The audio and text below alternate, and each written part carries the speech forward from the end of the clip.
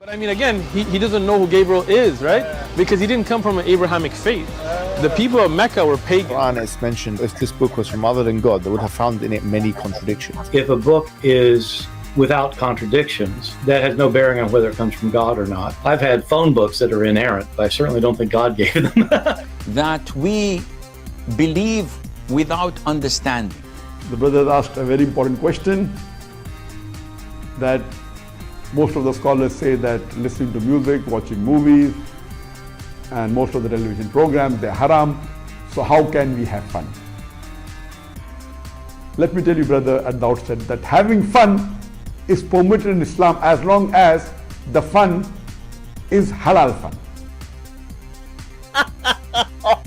That the standard narrative has holes in it. The Prophet tells us because Satan or the devil sleeps over our nostrils. Those who oversleep and not pray Fajr on time, Satan urinates in their ears. I really do think Jesus was crucified and that he really was dead and buried. He thought that he was a son of God in the sense that he was specially chosen by God. I think Jesus really did think he was going to be the Messiah, the future king of Israel. I mean, that is, after all, why they crucified him.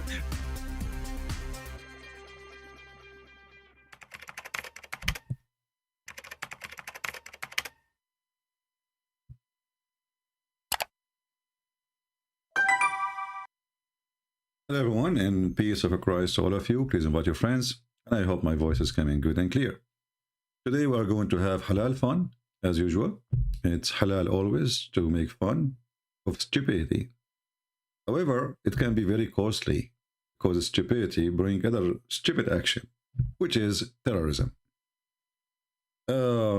Yesterday, or 24 hours ago almost, we have a Muhammadan from India. He grew a long beard, and he is studying Islam in one topic just to refute me, And then he called me, and a disaster happened as usual. Things happen.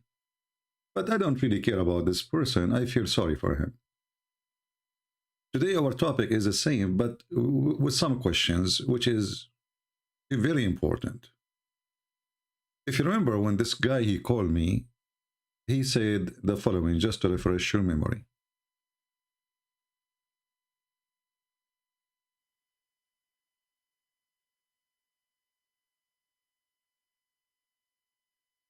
Anyone?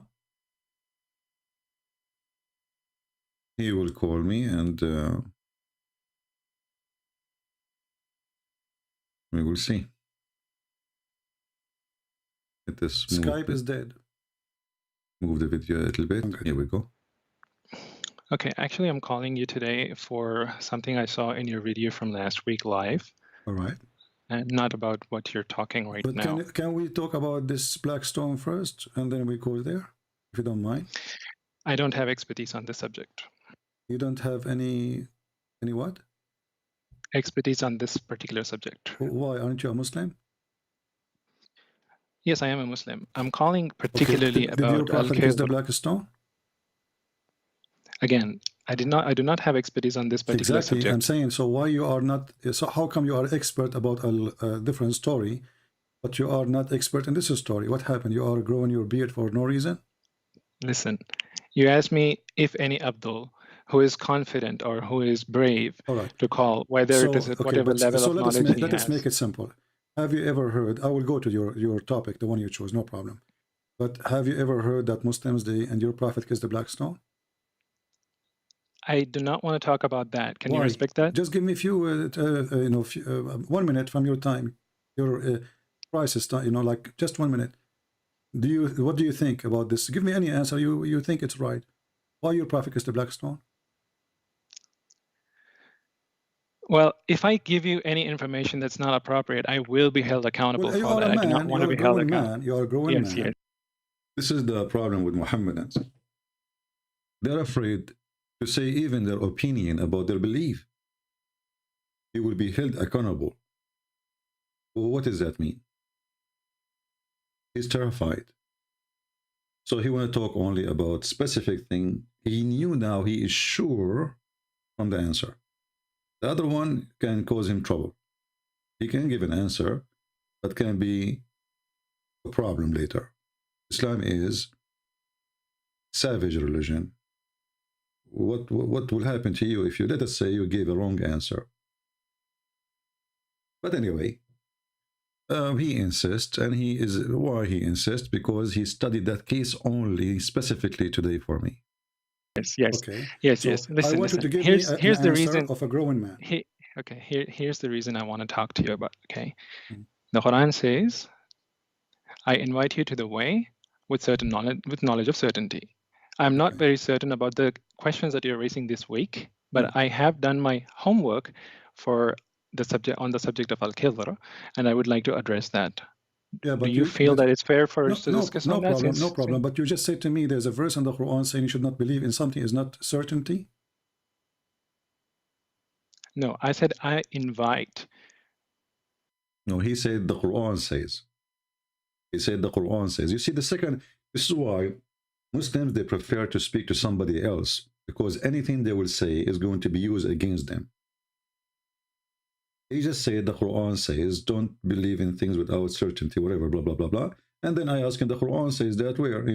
Suddenly he denied. He did not say that. You just said that a second ago. This is why the Muhammadan, they enjoy talking to others, but they don't enjoy talking to me, because with others they can put all the garbage you want. And the Christians on the other side is not even listening.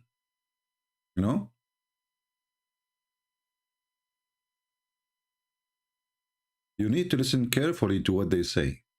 It's not just to give him the microphone and the guy, he keep talking for 10 minutes and now 10 minutes for me.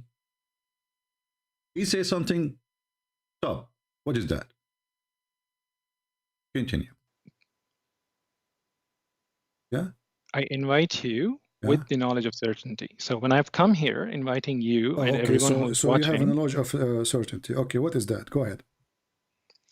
With respect to Al-Khidr in last week video, all right, you said a few things that were quite offensive, but keeping the offensive side, there were a few things that were logical. No problem. We are here. We give you freedom, my friend. That's all right. Allow me, not interrupt me. Allow me to state what I want to state, and then we can discuss about the other things as well. Okay. So, with respect to what was logical, is that you did raise a few logical questions as to why does Quran, which says that you should not kill an innocent, allow Khidr to kill, and why didn't Moses, who should have done something about it, didn't do anything about it? Okay. This you pointed out as a clear contradiction in the Quran. Okay. And that you raised a few questions about why was the innocent child killed, and that the Quran teaches killing innocent children. I lost you. Yes? You said that Quran teaches killing innocent children. That was your accusation against the Quran. All right. This is referring to Al-Kahf, chapter 18, verse 74, that you referred back then, and you even pointed out to the verse where Musa, peace be upon him, was questioning Al-Khidr. All right. About killing the child.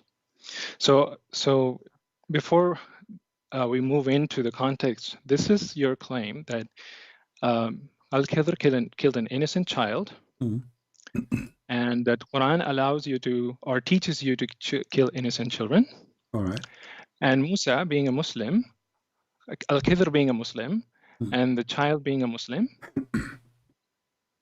and Musa didn't do anything about it, while he should have done something about it, being the prophet and everything. So I want to take back then you even kind of dismissed a lot of things that I could have talked about. So I did a little bit of research. So here's what I would like you to know. And all those who are listening, this is in context, Surah Al-Kahf in Quran, chapter 18, verse 65 to 82. This is the entire context. What you picked was one verse, which was verse 74, just to show that Musa was questioning someone, that he killed somebody. Okay. So looking at the context, let's first understand that this context is talking about Musa, who was being corrected by Musa alayhi salam, peace be upon him, being corrected for something he claimed. When he was giving a speech to his people, Bani Israel, they asked him a question, who is the most knowledgeable among the people? And he said, I am the most knowledgeable among the people. Reference Jami at-Tirmidhi, hadith number 3149. You can look it up if you want. You can do that now. You can do that later. I know it by heart. Okay. Great. And then Allah said to Prophet Moses that you should have attributed that knowledge to Allah. There are people who are more knowledgeable than you. So Al-Khidr was the person whom he pointed out to take the lesson. And when he wanted to find out how he can meet, he was given a detailed description. Okay, listen to this, guys.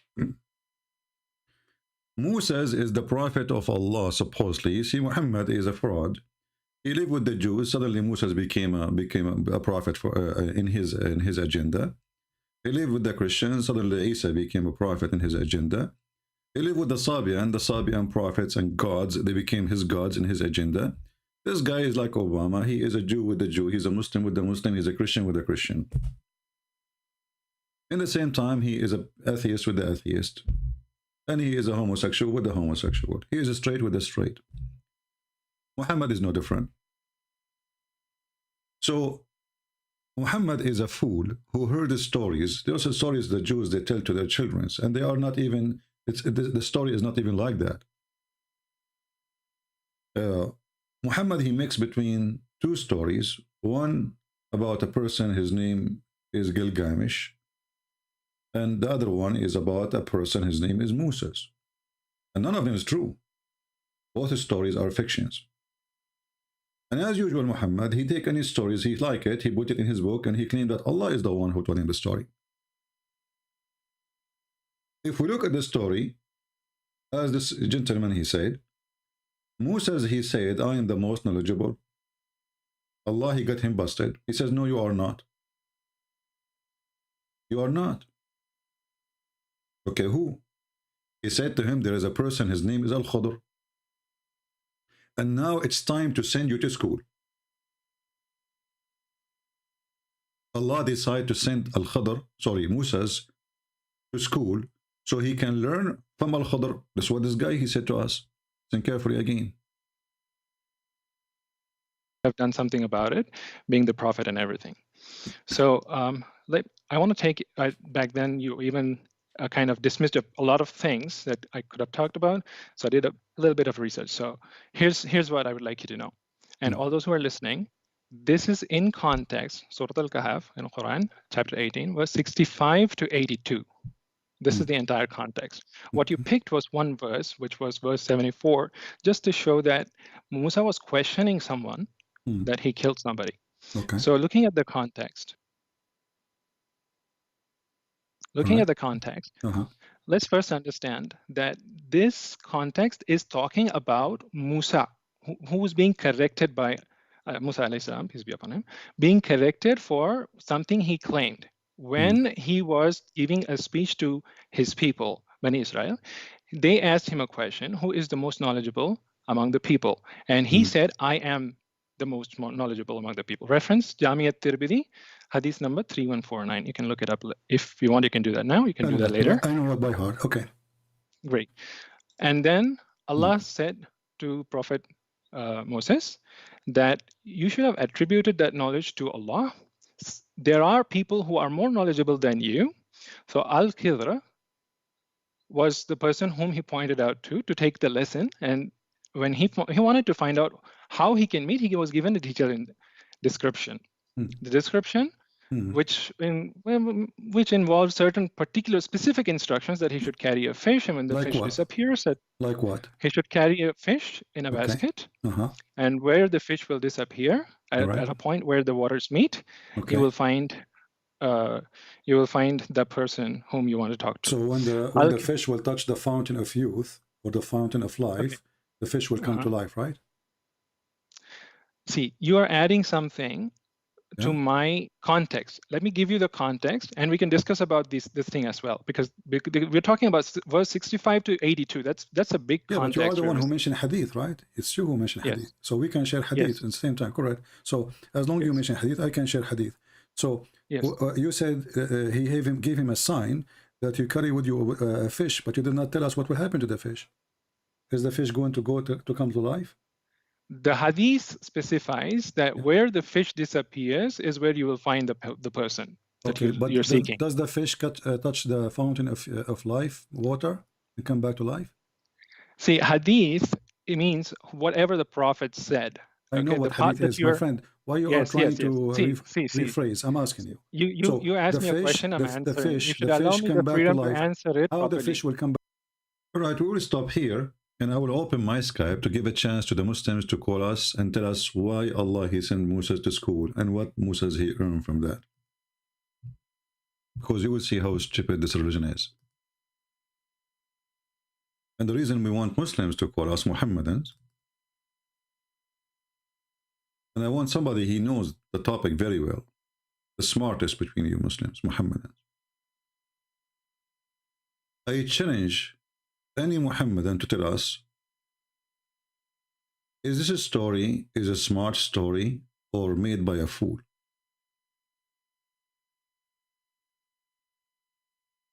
Is it a smart story, or a story made by a foolish person? Actually, Mr. Imran, I see him right now. He is in Skype. He can call me if he's listening. I don't know.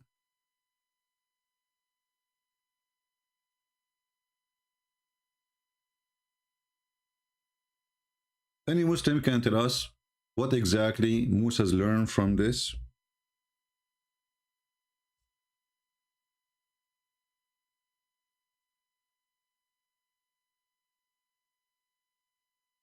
Let us see if Mr. Imran will call. Any Muhammadan?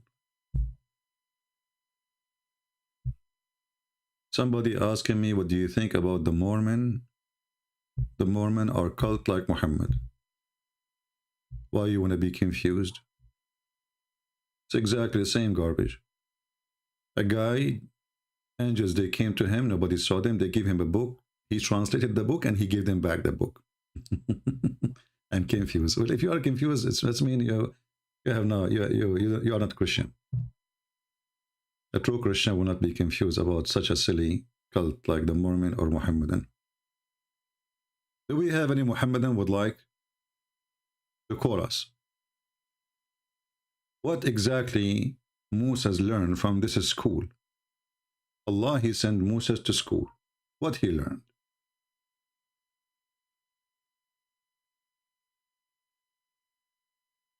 Waiting for any Muhammadan to tell us, let us go to the Quran.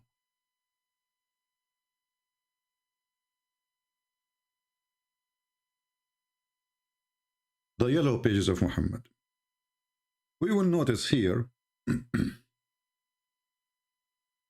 the story of Al-Khadr. The chapter, or the cave chapter, by the way, Al-Kahf, is one of the most fantastic chapters in the Quran, because it is the easiest way to prove Islam to be the most stupid cult, fabricated stories ever.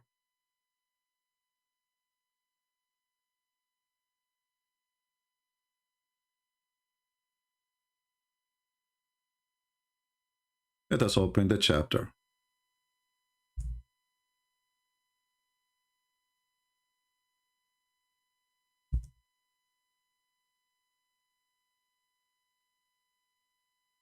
When this guy, he called me, he said that I did not show the whole story, because the whole story, you can, the whole story is stupid anyway, but the most important part of it is killing the child.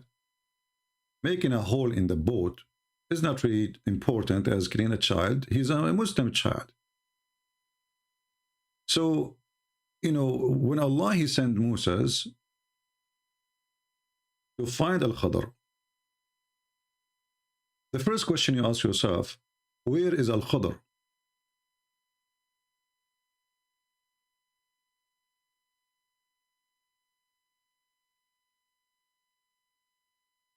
And if you read the Quran, and this is the chapter 18 in front of us,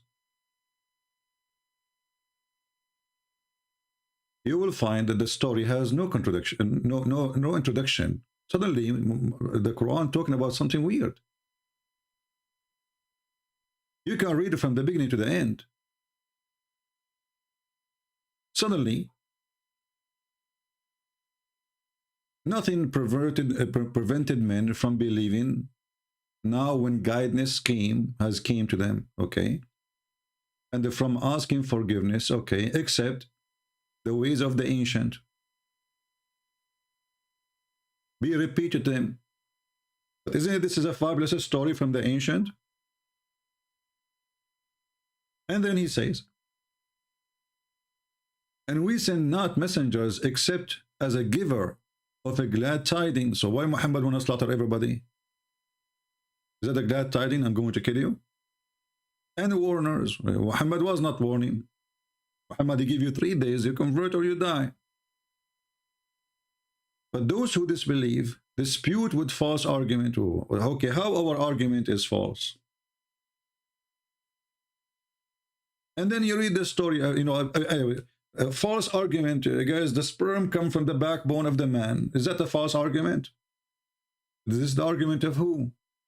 We have a God, his name is Allah. He says the sperm comes from the backbone. Christian Prince laugh at it. Who is the one making false argument? We have a book says women have a sperm coming from their ribs, from the location of the necklace specifically. Quran accused that to be a false argument. Christian Prince, he laughed at this answer. The sun set in murky water. The Muslims, they try to fix it. They say it appears, it sounds like it's a, but it's not Allah saying. No, it's Allah saying you are a liar. And Muhammad confirmed it in the hadith. Duct tape religion, they try to fix it. So false argument, but they cannot refute the argument. This is how false it is. And then you read the verse after it. This guy, he said to us, the story starts from verse number 56. Where is 56? There's no 56. I mean, there's nothing about Musa's here. Okay, we go to 57. There's nothing about Musa's here. Okay, we go to the number 58. There's there's nothing about Moses there. And then suddenly, and here he says, and those towns, like etc. He don't even tell us which town. Muslims, they have to add it between two brackets. We destroy them when they did wrong. Okay, but Muslims do not know where those towns are. It's just names. And then remember, suddenly here we go. Remember, okay, how they remember? Do those people know the story? Did anyone heard this story before? Yes, remember, that's why he's saying, remember, it's an ancient story, it's a fabulous story, it's a fiction story, it's a kid's story.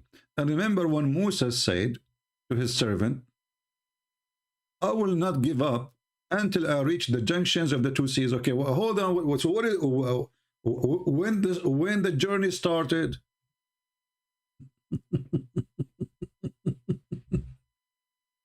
It's like, going to the movie in the middle of it. And then they start the movie with saying, Musa saying to his servant, I will not give up. I need to find the junctions of the two seas. Like, so didn't we know who is this person first and where they are going? And where is the story? The guy, he told us that Musa, he made a speech. And then one person asked him, who are you? Are you, who is the most knowledgeable? Are you the most knowledgeable? He said, yes, I am the most knowledgeable. What is the story? The Quran jumped to the middle of the story. This is why when some Abduls, they say,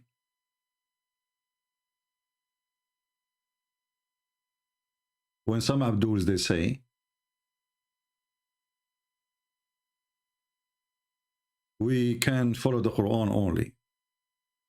Sorry guys, the screen was not but anyway, here we go. This is verse number 56. There's nothing there about Moses. This is verse number 57. There's nothing about Moses. This is the one talk about they didn't accept because of their argument, false argument, as you see. And this is 57, nothing about Moses. And this is 58, nothing about Moses. And this is 59, there's nothing about Moses. And then suddenly, I remember when Moses said to his servant, Muhammad, he started the movie from the end. What is the story?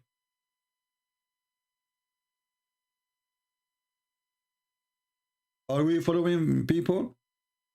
If Allah is telling us the story, shouldn't he tell the story? What is the story?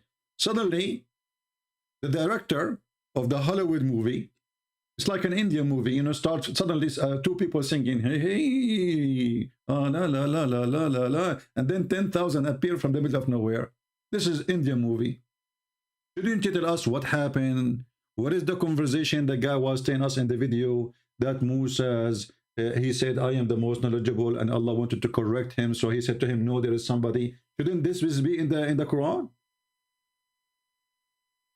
How come only this part in the Quran?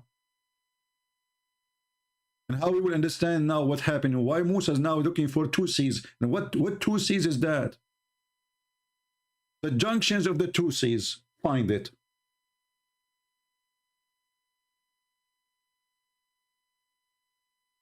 What junctions of the two seas?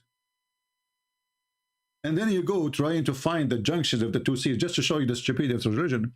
If we ask the Muhammadan now, where is the location of the junctions of the two seas? The one Musa is looking for.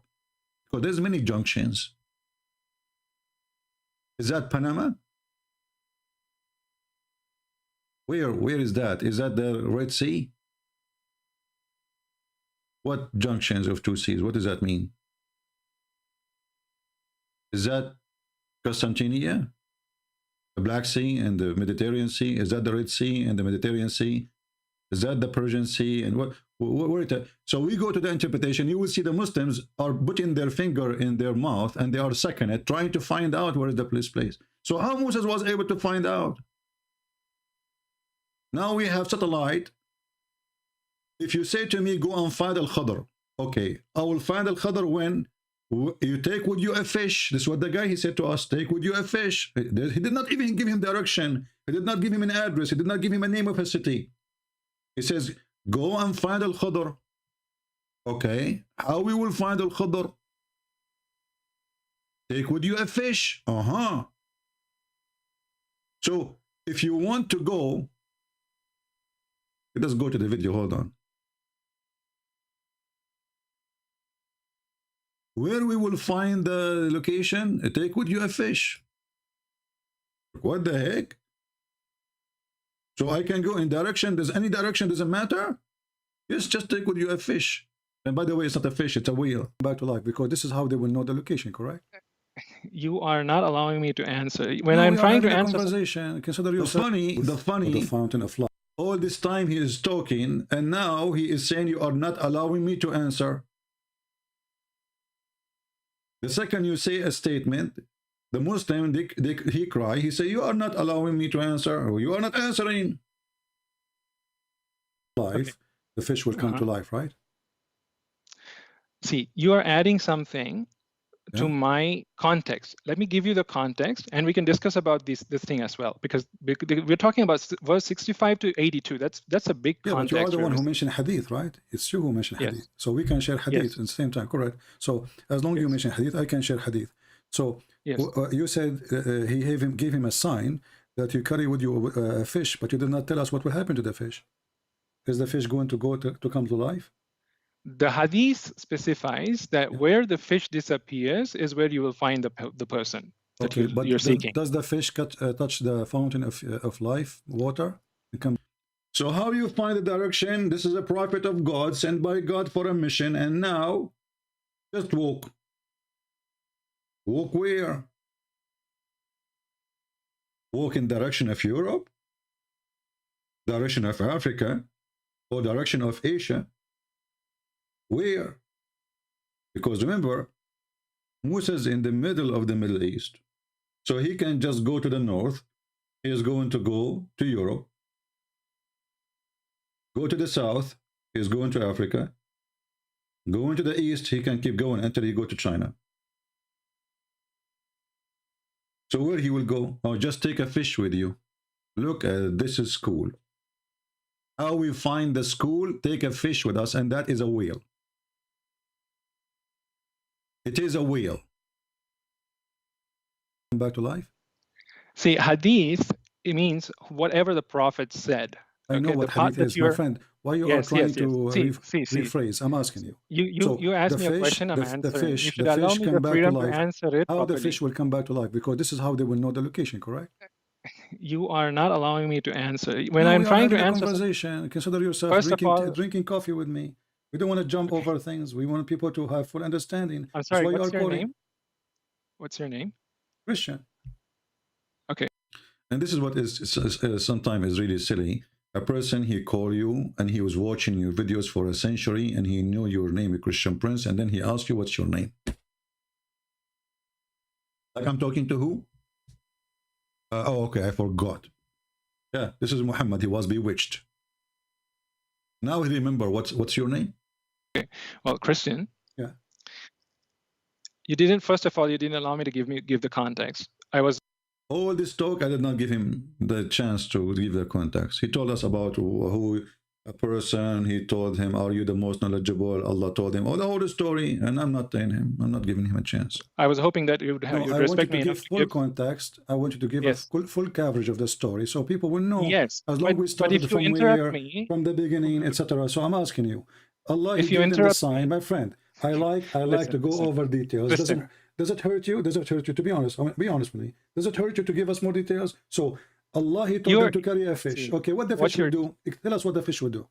What you're doing is you're interrupting me. I'm not. I want you to give us the whole story, not a part of the story. So you haven't. Allah, yes. Did you mention to me that Allah, he told them carry with you a fish? Did you mention that? Yes. Okay, what the fish will do? Go ahead. Where the fish disappears, he will find how the fish will disappear. How the fish will disappear is not something that is given to him as a sign. The sign that's given is where the fish will disappear. See, they will not answer. That's why they fear to call me, because every single question counts and it's very serious. How the fish will disappear? It's not how the fish disappear is a sign, is the fish disappearing, because how the fish will disappear? We have a dead fish. It's not a fish, it's a whale, again. In a basket. I never heard of somebody, Musa must be a giant to carry a whale in a basket.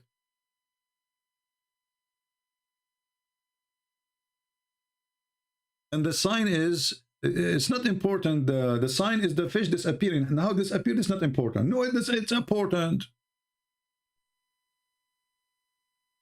You don't want to talk about it because it's embarrassment. Muhammad was teaching people that there's a fountain of youth, a fountain of life. And this is how people come back to life. Until now, we have 0 Muslim trying to contact us in Skype. All right? They're afraid, I understand.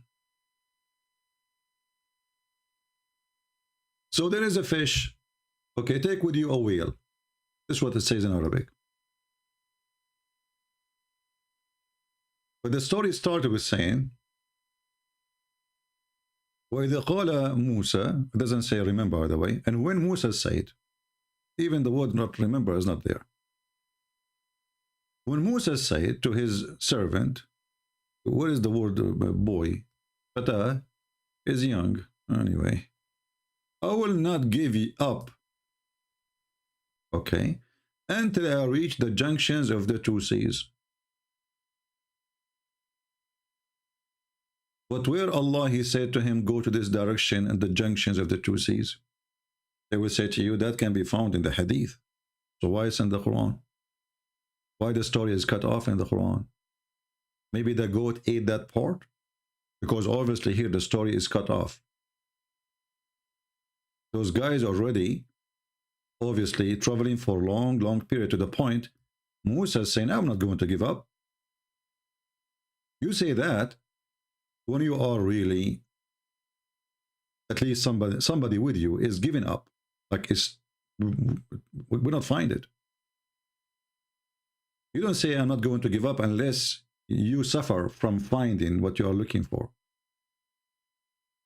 So I will not give up until I reach the junctions of the 2 seas. Okay. Even if I spend years and years in traveling. So here we notice that Musa's, He's a messenger of God, and he is a leader of his nation. And now Moses is going camping and hiking, looking for knowledge. Sad guru, the one who speaks too much, he say nothing.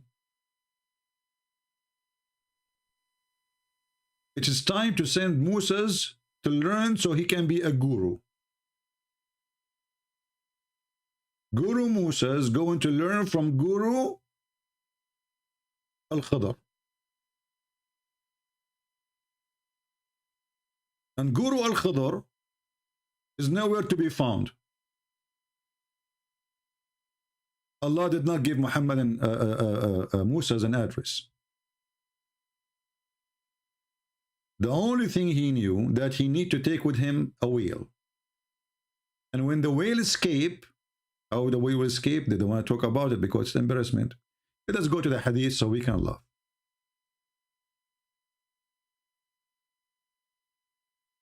This is the story here.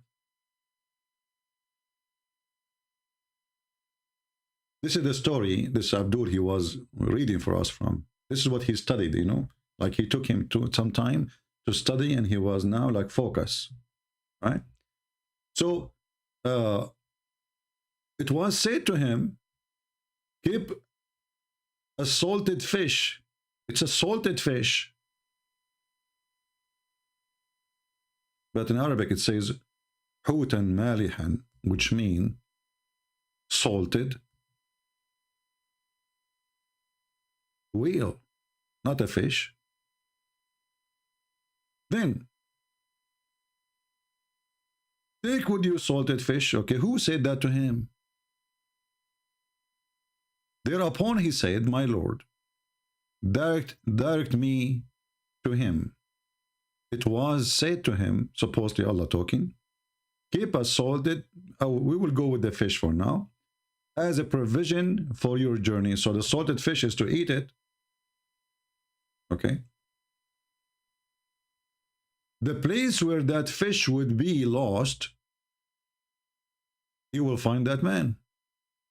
Look at this amazing story. You take with you a fish, take with you a sardine. When the sardine disappeared, the man is there. So he set forth where? Okay, well, take with you a fish to where? I mean, who is the crazy here? At least say to him, go north. At least say to him, go south. Just walk and take with you a fish. Dead fish? Shouldn't you say, go to Morocco, go to Egypt, go to Saudi Arabia at that time, the Arabian Peninsula? Anyway, just where he will go with the fish. Anyway, just take a fish. So he set forth, and a young slave along with him, until they came to the place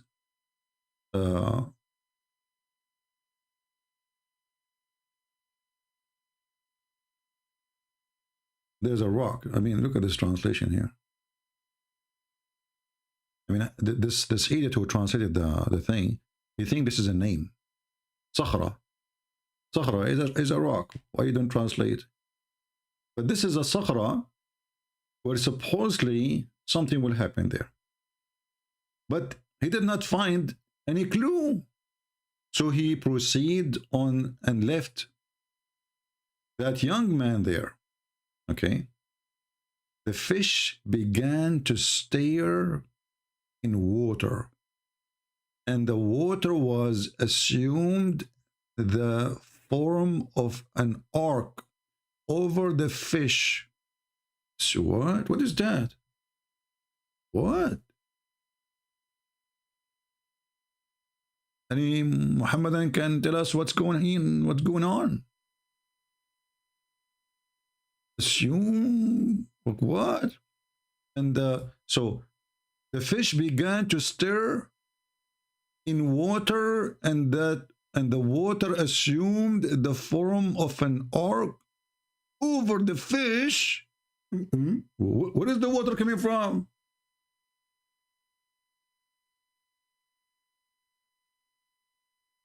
But the story here saying they arrived to a rock. They did not find any clue. Where is the water coming from? Suddenly, just put water there.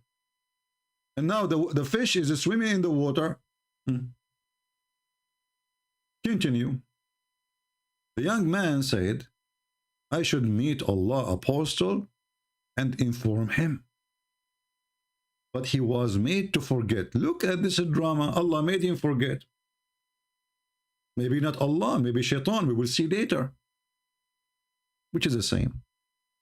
And when they had gone beyond, and look, guys, look at this story.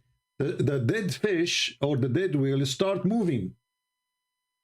The servant, he decided to tell his master, well, I should tell my master the fish is moving. He forgot.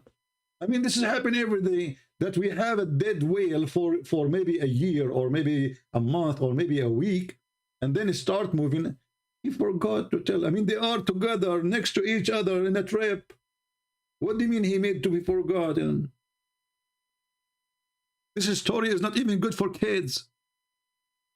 This is the servant and this is his master, and they are in a journey and they are together in the same place. It's not like the guy in his bedroom.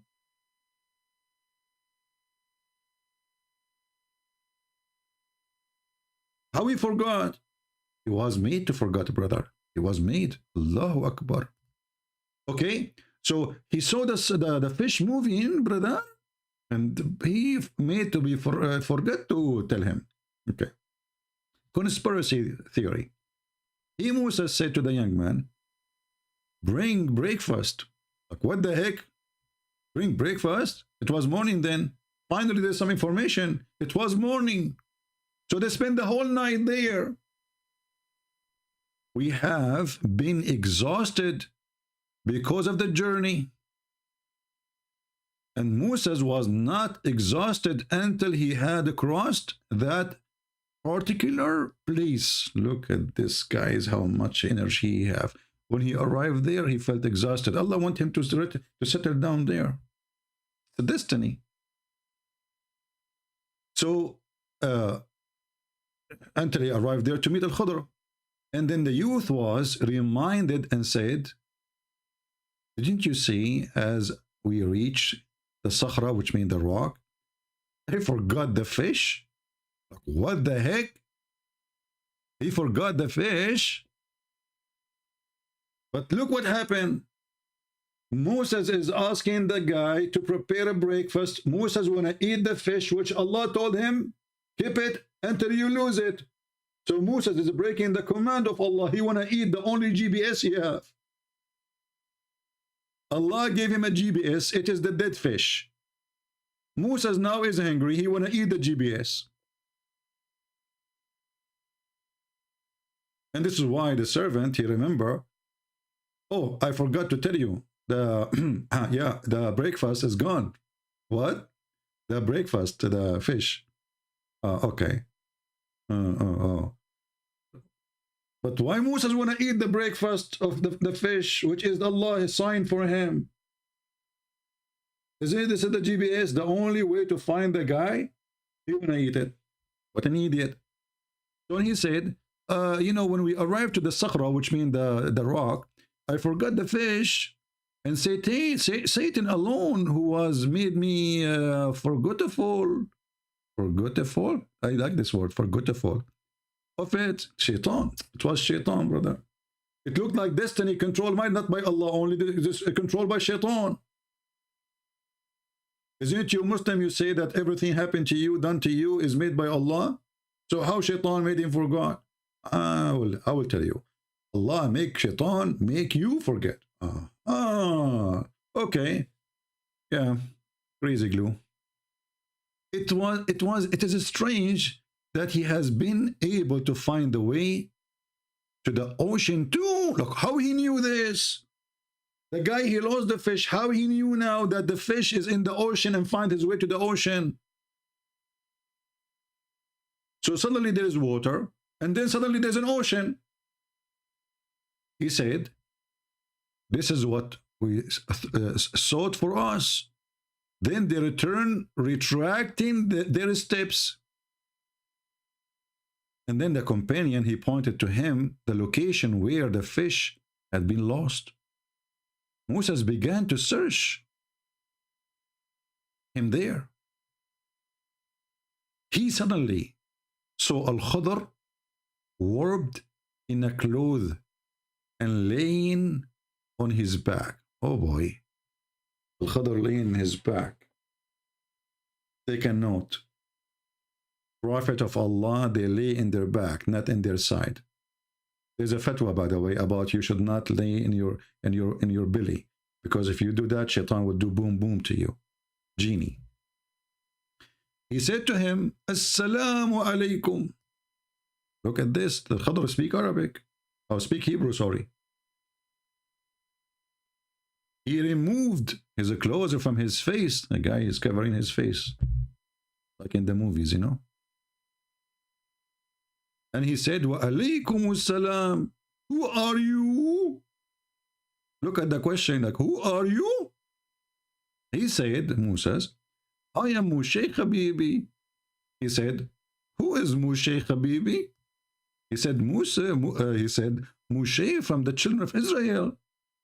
He said, what brought you here? Look at the investigation now. It's a deep investigation. He said, I have come so that you may teach me what you have been taught of righteousness. Stop. So the purpose to come here is to learn righteousness. Any Muslim have a comment? Any Muhammadan? What is the purpose of Moses to come here? To learn righteousness.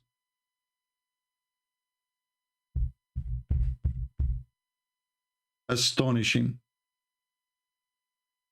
Now let us jump to the Quran to learn the righteousness which Al-Khadr is going to teach Moses, and try not to die laughing.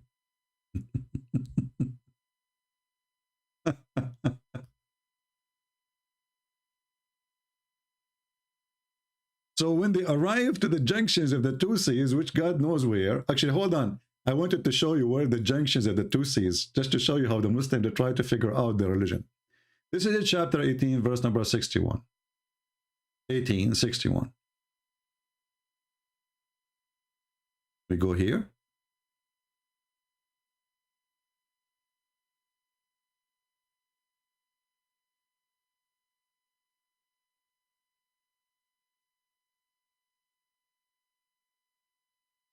Look at the interpretation, brother. Look at the interpretation, science. And when they reach the point where the two meet, the two what? Between the two seas, like, where is that? Because they don't know. And this is the interpretation. You are just reading again the verse. This is the interpretation of Ibn Abbas, the cousin of the Prophet. But he did not give any interpretation. He just read the verse again. We changed a different guy. Let us see another Abdul. Jalalain. Here we have more details. Alhamdu to Allah and Al-Uzza. So when they reach the junctions, the juncture between the two seas, they forgot their fish. Joshua, the guy, his name is Joshua. Where do you get the name from? No introduction, just take it. He forgot his luggage, leaving behind at the moment of departure. Departure. Okay, that sounds like an airplane. And Moses forgot to remind him. Double homicide.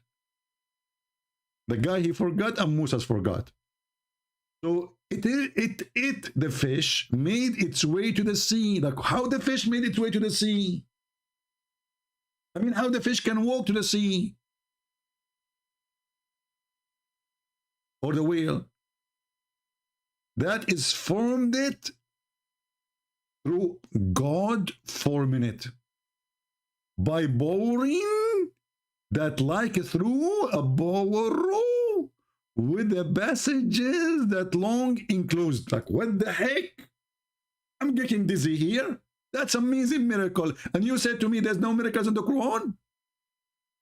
And this was so because God exalted be He held back the flow of the water, preventing it from engulfing the fish.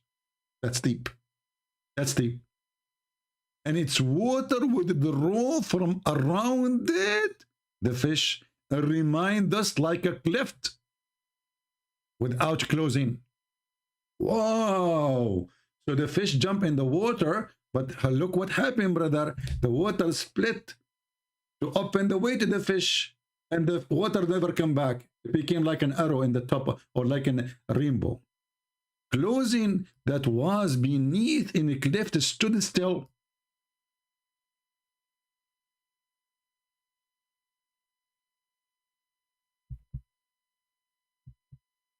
Hmm.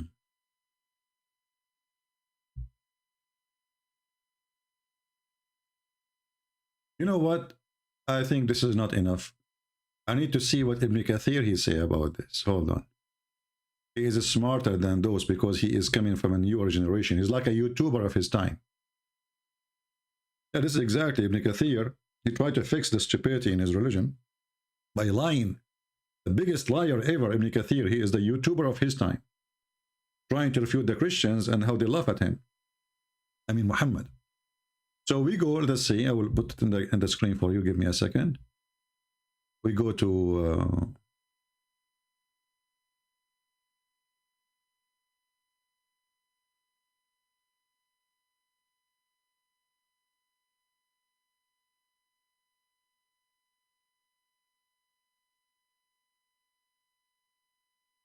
where is Ibn Kathir? Here we go.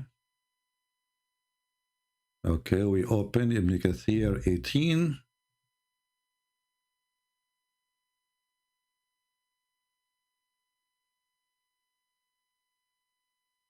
It's fun, isn't it? I'm sure many of you now feel like, you know, going back on time when you were a kid watching Mickey Mouse. This is Mickey. Mouse is coming.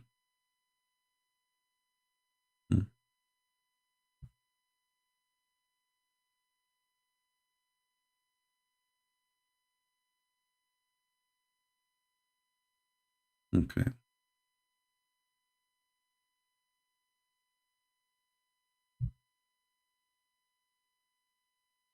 All right, here, this is Ibn Kathir here. He had been commanded to carry salted fish with him, and it had been said to him, when you lose the fish, it will be a sign that you have reached the right place. So they set out and traveled until reached the junctions of the two seas, where there was a spring called Ainul Hayat.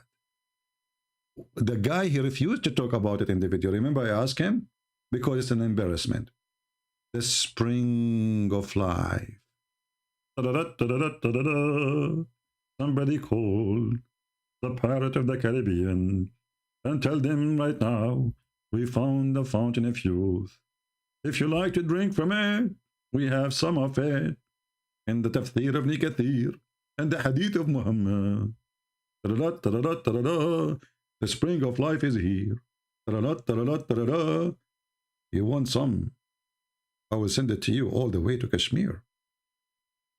The spring of life is here.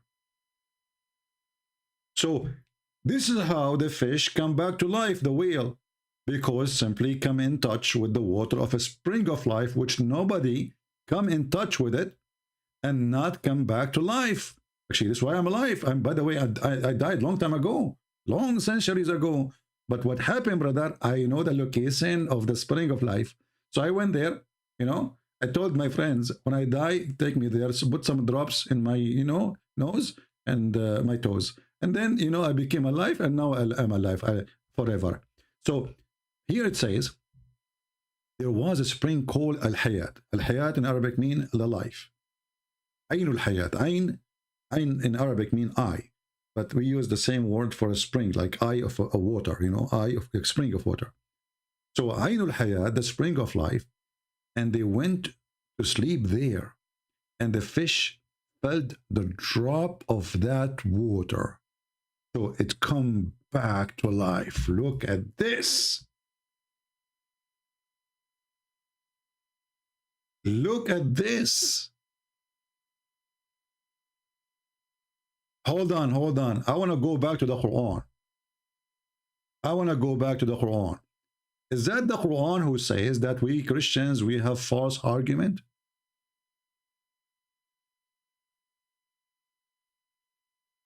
Did the Quran says that the reason we don't believe because we have a false argument? In verse number 55. Read with me. Read. Why they don't believe? Why? Why they don't believe?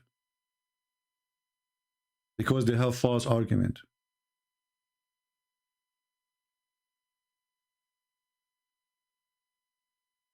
It's obvious. It's us who have false argument. Muhammad is telling the truth. Allah is a true God. There's a fountain of youth.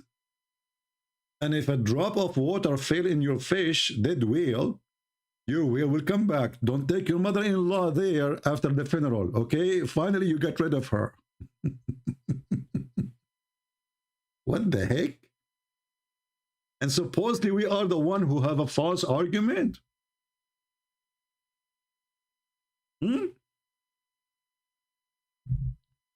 False argument? We do have false argument. And you do have a true argument. That there is a prophet, his name is Moshe, he was sent to school, he did not know the address, he take with him a fish. The fish is dead and salted. He put it in a basket. When he walk in the street, walking down street, la la la la la la, la la la la la la, carry my fish. Why you carry your fish? This is my GPS at that time. So, they have false argument. We Muslims, we have the true argument. Okay, Christian friends. Do you have a salted whale? No. See, you have a false argument.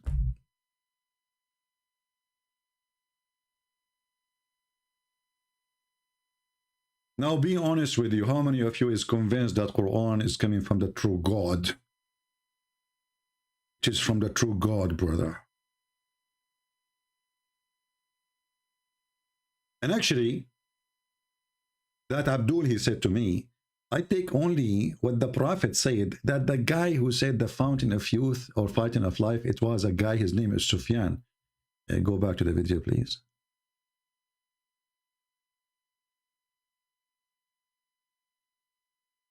And this guy, he put this picture there because he knew he's going to be famous. I mean, I think he took a picture, he took us a lot of money. Look at the jacket, look at them. I mean, the smile, my friend, the smile, you became famous. Okay. I want to learn from you. How the fish will disappear? However, that is up to Allah. How He will make things work so is it true, is up to Him. So is it true that some of the fountain of youth or life, water, fall in the fish and then the fish come to life? Yes or no? That is the saying of one of the Sahabi, one of the companions of the Prophet. The Prophet himself did not say that. But it is a part of the hadith. Okay, so I will not deny that. So the companion, he said, but isn't the companion reporting what the Prophet said? No, not that part. Not that part. So where the companion learned their stories from? See, the hadith, that's why I was going to give you the definition of the hadith. When we talk about the hadith, it is what traditionally what has been narrated. In the hadith itself, the one that I'm quoting from Jamia Tirmidhi 3149, where Ibn Abbas said that so-and-so, like Nauf al-Bakali, claimed that Musa alayhi salam was not the Musa of Bani Israel when he went to meet Al-Khidr. But the part that you are specifically talking about, where the fish will become alive, is mention of Sufyan, one of the narrators, who said, but he's not quoting the Prophet. The Sufyan. No, he is quoting the Prophet, because first of all, nobody says to him where you get this from. Secondly, Muhammad, he mentioned that in many places. As an example, let me find you a different hadith. Here we go. This is Sahih Muslim, and this is the one is talking here is Muhammad. Sahih Muslim 182a, as you see in the screen. All mankind they will be resurrected from death by the water of life, which is going to be ejaculate. And this is why this guy, you remember this guy, what his name? Abu Layth, Mufti Layth. The Muslim gets so upset from him when he wear the umbrella, he put the umbrella in his head because Allah will ejaculate. So here, the people who they are dead,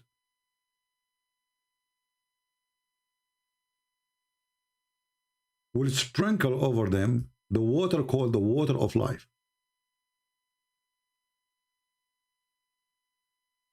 And that will bring them back from the dead.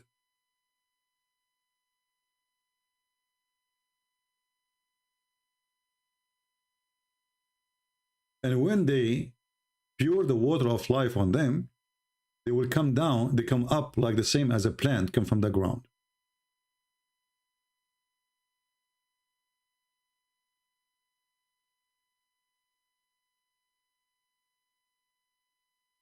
So when this Abdul, he says, this is not the prophet saying that. Well, your prophet is obsessed with the fountain of life.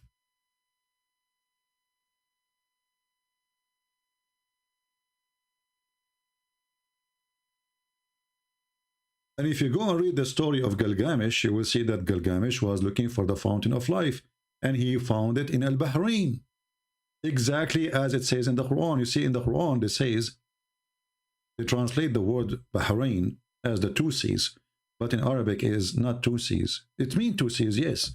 Bahrain is a location. It's called, the country is called Bahrain. There's a country, it's called Bahrain. This is the country we are talking about. This is where Gilgamesh, he went there to find the fountain of youth.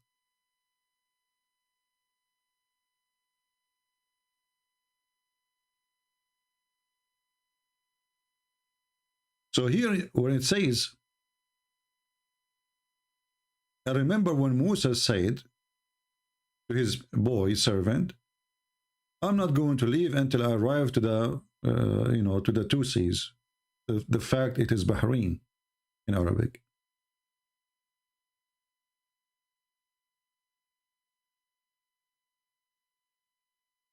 This is what Bahrain, the name of the country, mean. Bahrain.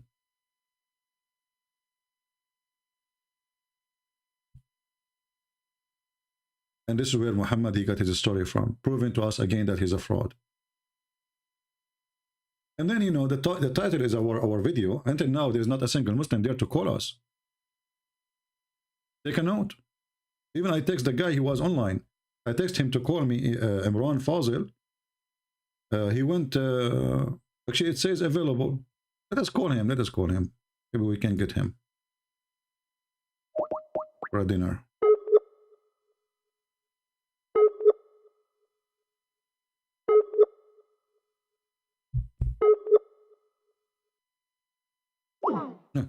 Yeah, when I came here, it was saying it was online. Now it says he's on offline.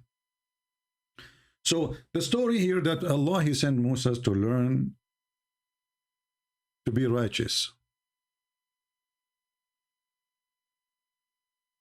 But then we find that Moses is not learning righteousness, he's learning evil. Because Al-Khadr, and by the way, his name is Al-Khadr. How many of you knows what Al-Khadr means? When the Muslim, they say Al-Khadr, that alone is a fiction story. Al-Khadr means Mr. Green. Why he was called the Green? Because when he sat in any floor, even if the grass is dead, the grass will turn green. Why is that? Because he drank from the fountain of life.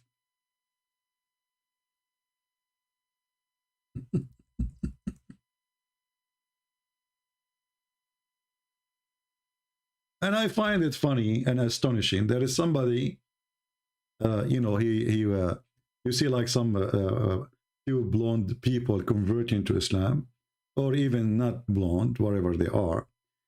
I find it astonishing that how stupid those people are not to see what we see. Is this really what make you convert to this garbage?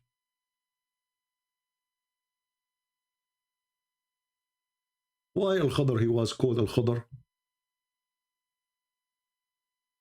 Any Muslim can tell us? Is it true because he drank from the fountain of youth?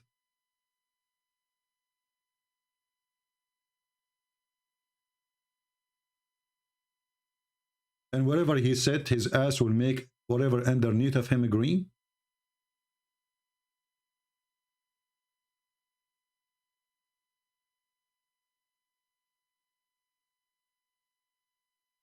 Let us find the hadith. Here we go. This is al-Bukhari. They will say to you, it's weak, this is weak, this is weak, this can't be true. Prophet, he did not teach us stupid things. This is not true. Mr. Green, he was called green because wherever his ass set, it turned green.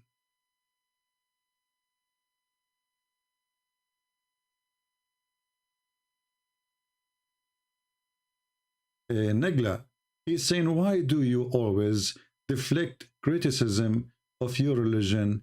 Would you like to explain some questionable things in your book? My friend, I do not need to explain anything in my book because your stupid prophet already approved it. So are you a Muhammadan or you are a Muhammadan?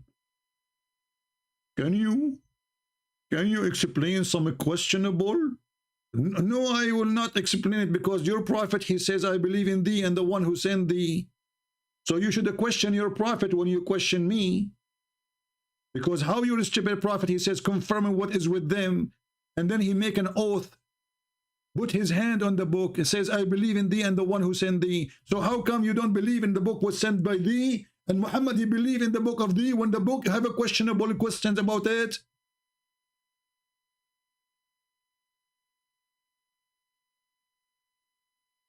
Are you afraid to show the proper narration? Abdul, this is al-Bukhari. Proper narration. Here we go.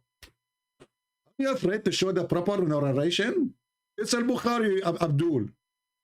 Are you afraid to show the proper narration? Just go. Just let your dad talk to me.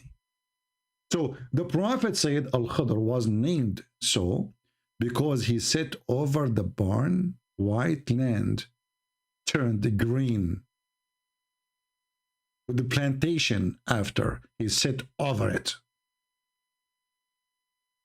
Brother, Al-Khadr, he dropped from his ass the fountain of youth water.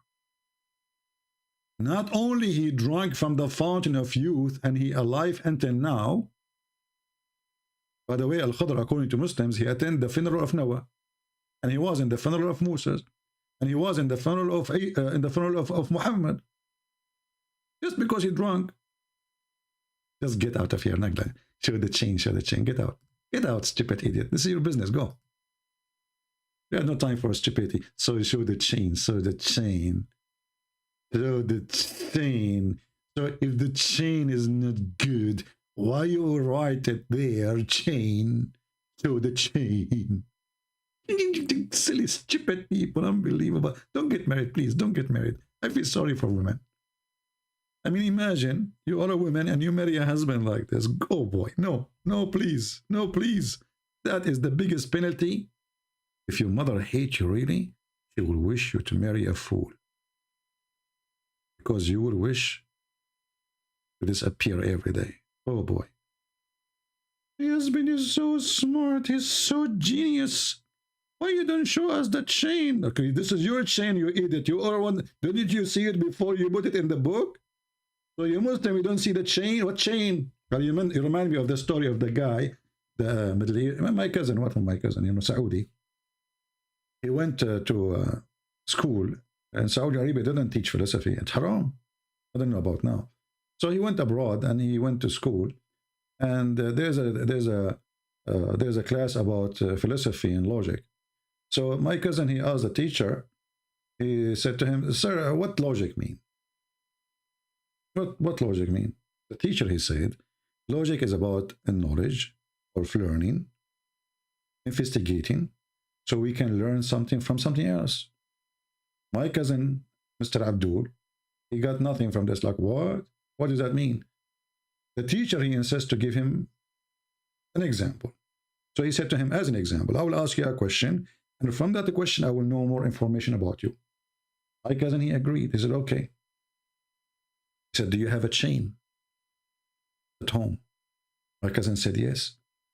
The teacher of philosophy and logic, he says, as long as you have a chain, that's when you have a dog. My cousin was like, what? Yes, I have a dog. The teacher, he said, as long as you have a chain, you have a dog, that's when you have a yard. Cousin, he said, wow, yes, I have a chain, I have a dog, I have a yard. As long as you have a chain, you have a dog, you have a yard, that's mean you have a nice house. He said, absolutely, yes. I have a chain, I have a dog, I have a yard. He said, as long as you have a big house like this, have a yard, etc., your mother will take care of it. He said, yes, my mother is for sure taking care of it. Need a lot of work. He said, as long as you have a chain and you have a dog and you have a yard and you have a nice house and your mother is taking care of it, that means your mother is a decent woman. My cousin was like, wow.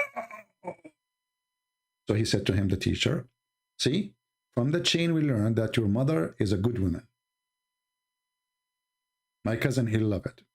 So he went in the street. The first one he saw, he asked him, do you have a chain? He said to him, no. So he said to him, your mother is a whore. Because this is how they learn logic. The teacher, he just taught him that the one who have a chain, his mother is a good woman. Obviously, the one who don't have a chain, his mother is a whore.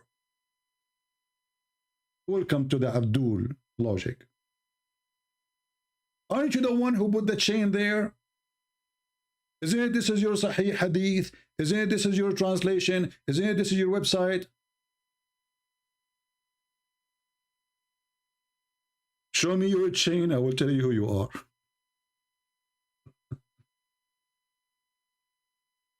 Anyway. Very logical, very deep. So anyway, maybe we should cut this video, make it 2 videos. Like this one is about a comedy about the fabulous of Muhammad, the fairy tales, you know. Yeah. Anyone dare to call me? Be honest. What are you afraid of from? What are you afraid of from? What you will lose anyway? Your dignity? Are you afraid to show your stupidity? There's not a single one of you is smart to speak to me. The truth hurt. And listen.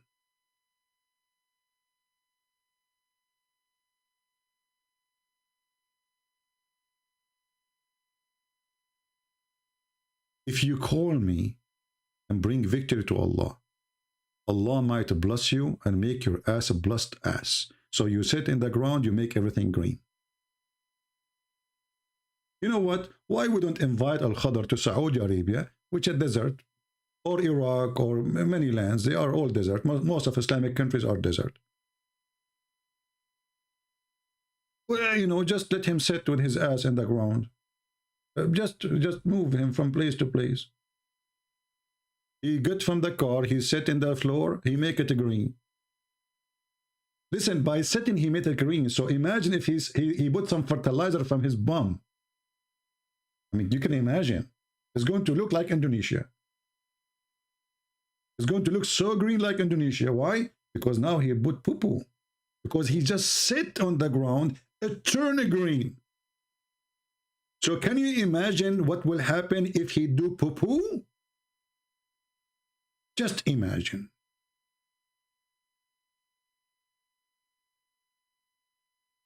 Are you going to say your prophet is not telling the truth?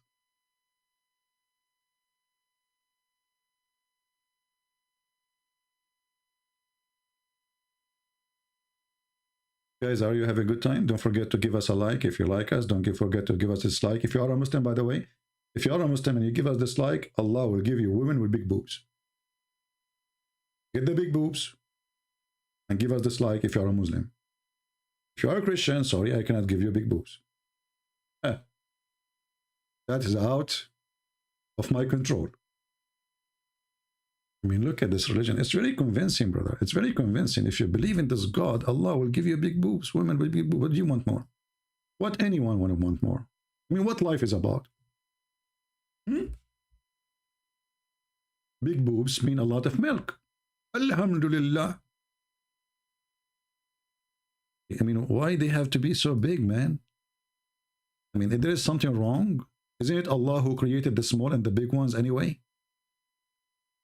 Are you saying to me that Allah, when he created the small ones, he made them by mistake? What the heck with this?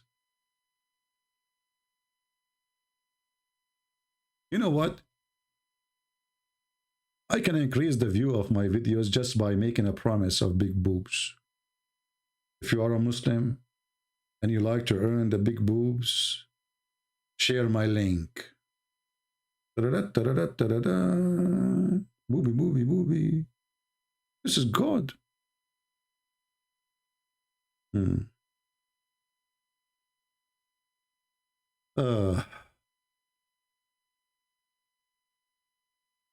Faisal saying the following. He says, Faisal, how are you, my friend? Why you don't call me Faisal? I will take what you said and put it in the screen. And I want you to keep posting things because we can use them in a very nice way. So look what Faisal he's saying. فيصل المطيري هي مطيري انت مطيري شنو هذا يقول قلنا احنا قرايب يا مطيري فيصل المطيري CP, you are a shame and disgrace to your family. You were not raised well as a kid. I can tell you were bullied. Like, hold on, what if I show you the hadith that the prophet was bullied? Are you talking about Muhammad or about me? You can tell that nobody can bully me. I'm the last one who can anyone do bully with him. You can tell. I mean, do you see how much I am not confident? You can bully me. I will whip the floor with you in 2 seconds. But as I know that your prophet was bullied, and he was a bully too. Actually, even your God was a bully. Look, let us go there. Allah, he decided to bully the uncle of Muhammad. Can you believe it? Look, we have a bully. The whole Quran is a bully book. Bully bull. Is that God talking? Perish the hand of the father of the flame. Perish he, and no profit for him, and all his wealth will not gain. Brent soon will be in fire, blazing flame. And okay, you know what? His wife. Okay, his wife. Let me tell you about his wife. His wife, she will carry a robe. Is going to make from from leaves around her neck. Okay, and she will be carrying wood for fuel. Okay, bully. And the robe will be twisted. A robe from palm life fiber, brother. Isn't it? This is a bully. What is this? This is how God he taught. This is a God who can do nothing about it. I mean, who are you? You are God. Who is this guy? Is a guy. Can you believe that there is a God who is the Almighty? He go to his office to bully a guy in YouTube. Abu Lahab, he made a YouTube about the Prophet. The Prophet complained to Allah. Allah sent him the solution. I'm going to bully him, okay? Don't worry.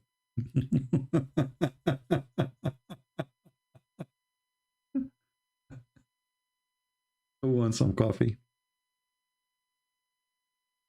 Faisal al-Mtayri.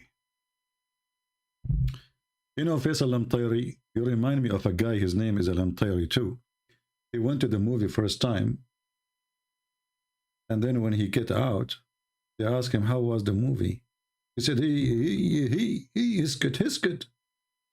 By the time I finished watching the movie, by the time I finished saying Assalamu alaikum and shaking hands, the movie was over. I think this is you. I remember you now. The guy, he come at the end of the movie saying to me, you must be bullied, huh?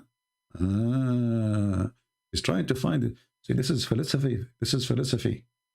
The guy, he thought about it. Why this guy is laughing at the Quran? He must be bullied. That's deep. That's so deep. Or so good, my friend. Do you want to be an admin in our chat? Faisal? I can make you an admin. You can bring your 4 wives with you, to help you.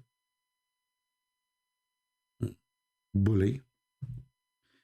And to talk about bully, like not to forget that Muhammad, is God. He made the verses in the Quran to bully the wives of Muhammad.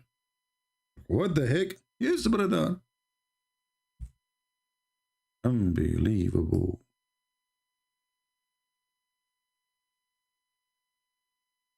Look at this.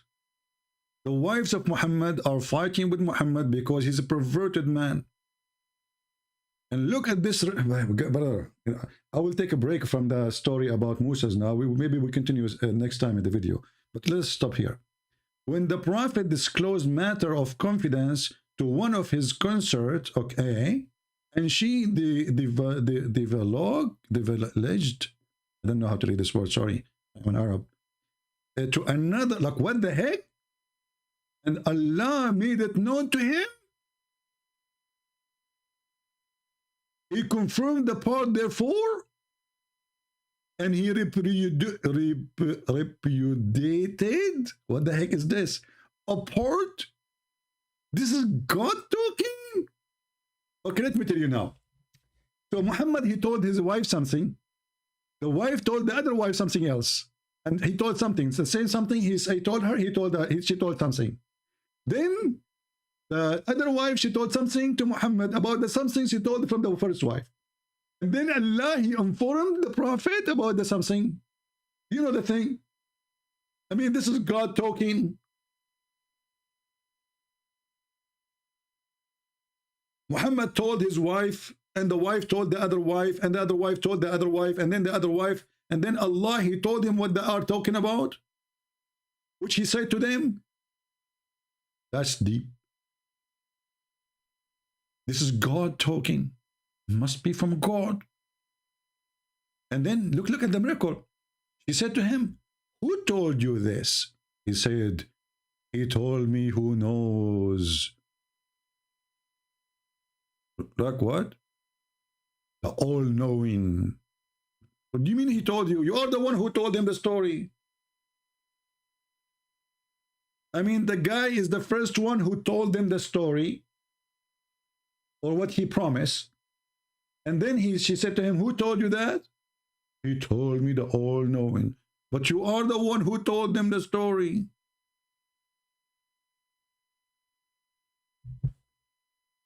And then Allah, he made a threat, a bully threat.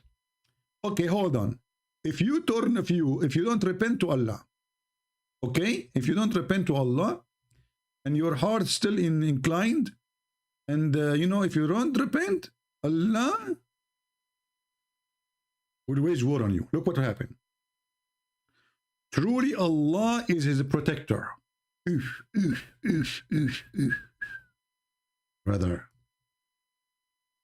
Muhammad, you need the protection of Allah, because this is involved two women. Like one woman is a disaster. Two women is overdue. You don't want to play games with two women. I'm a Muslim. Maybe this is ultimate fart. Let us see.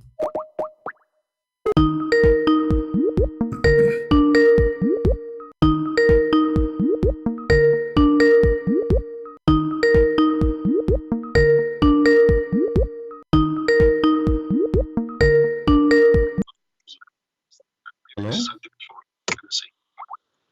What's up, CP? Ultimate fart. This is ultimate fart, yeah. I'm a Muslim. You are not a Muslim. You are the last one to be considered a Muslim. You don't believe in the Quran. You don't believe in the hadith. You don't believe in Arabic. You believe the Arab are stupid people, so your prophet is stupid. Do we have any Muslim?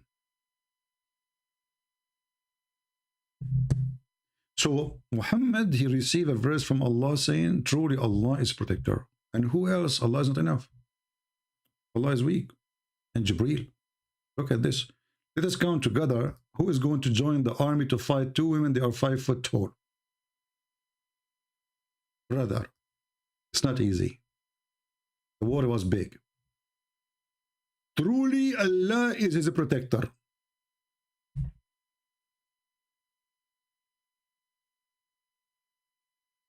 Can you imagine the threat the Prophet, peace be upon him, is facing? Two women against one man. Not enough. And Jibreel.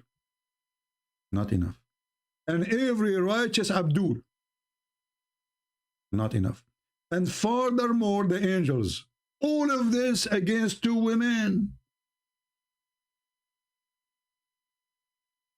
If Allah protect him already, why we need Jibreel, and why we need the righteous Muslims, and why we need the furthermore the angels? Is that a book written by a Mickey Mouse or by God? The Bible says, if God is with me, who could be against me? That's it. God was with me. What Jibreel? What, you know?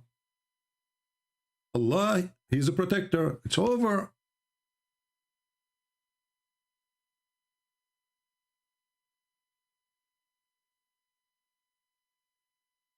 Shall we go to the title about what Musa he learned? Or we should make it in different video, like make second term video. What do you think?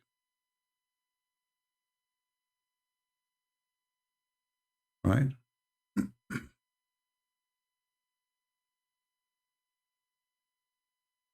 A Christian Prince fan channel. My friend, you are acting like the Muslims now. You are trying to change our topic to make it about something else.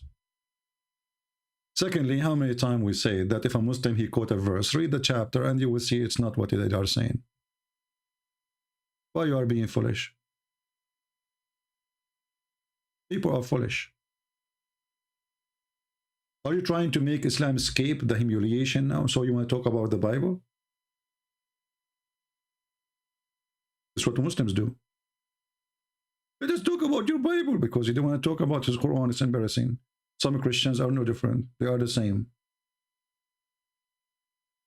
Foolishness is their signature.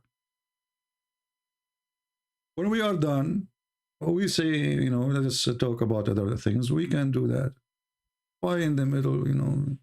The Muslim, they say. The Muslim, they say. Who cares what the Muslim says? What do you expect the Muslim says?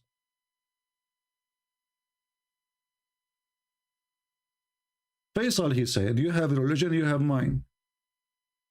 Faisal, that is the most stupid statement ever I heard. So if you have your religion, I have mine, why your Quran keep calling us names?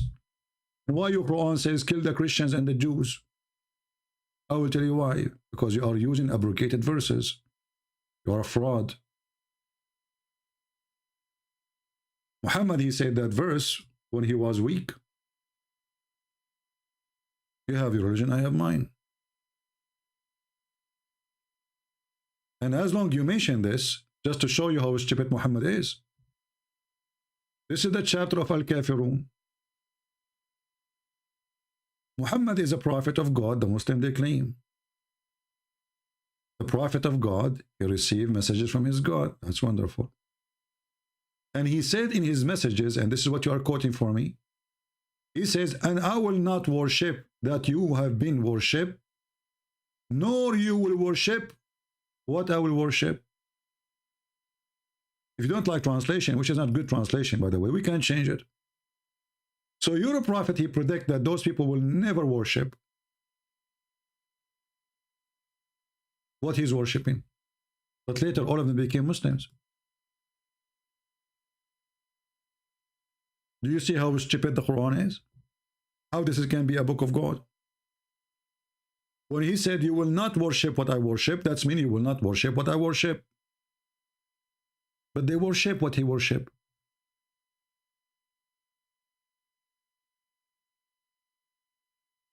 Do you see it? Go and read the book. It's called Asbab al-Nuzul.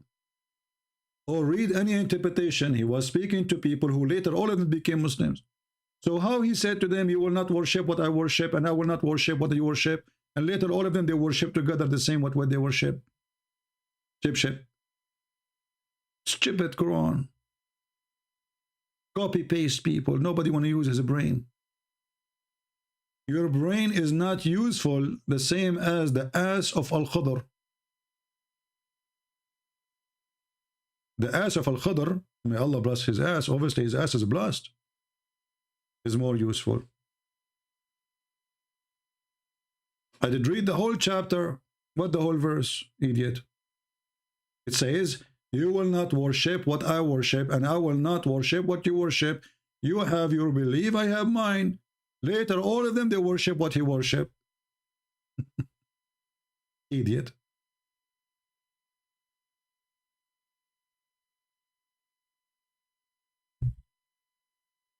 Any Abdul?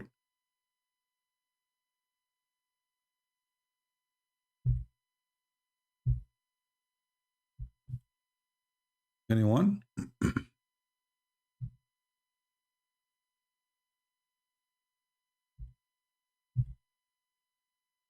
Any Abdul want to speak about the topic we are talking about?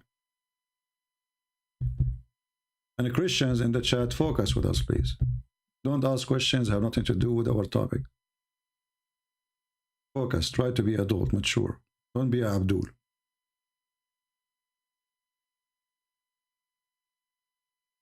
Any Abdul?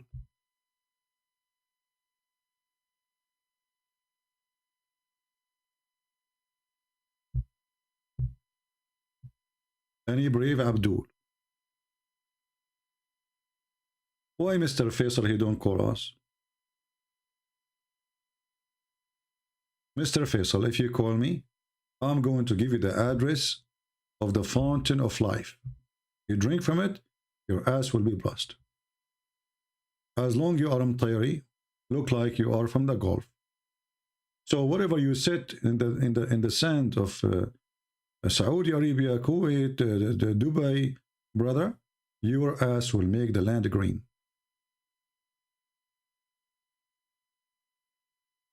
Christian Prince fan, you are going to force me to block you. Stop reposting questions have nothing to do with our topic. This is the last warning. You are very hyper, but in a wrong way. React to Ali Dawa. He has answered your question. Ah, Ali Dawa. He answered my questions. Yeah, he did. So Ali Dawa. I never saw Ali Dawa dare to answer my questions. What about you give me his Skype so I can call him? I want to hear the answer of the questions. All what I know that Ali Dawa was crying for people leaving Islam, asking people for donation, brother, because he is the only one who can save Islam from people leaving Islam. Did you hear what Ali Dawa he said, brother? Hundreds of thousands of people leaving Islam, brother. Leave Islam every single year. It is going to become... What? Every single year, what happened? What happened? What happened every single year, brother? No way. Researchers show that over 100,000 Muslims leave Islam every single year. This is what Ali Dawa said. And I assure you, 99,999 from them, they leave Islam because of me. This is your Ali Dawa. As a kid. Just want your donation. And all this drama is about what? Donate for us. Donate for us. A person who love Allah, huh? Okay, you want to defend Islam, why you are, okay, so the reason he is scaring you that a lot of Muslims leave Islam, so you can make a donation. Scam.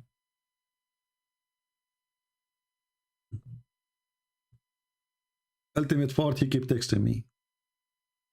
He is desperate. He don't even know how to name to choose names. And look, it's going to be a tsunami. It is going to become an avalanche. 24% of Muslim youth are leaving Islam. A tsunami. Brother. Look at this guy. Hold on. Muslim youth are leaving Islam. A tsunami. Your child is going to become an apostate.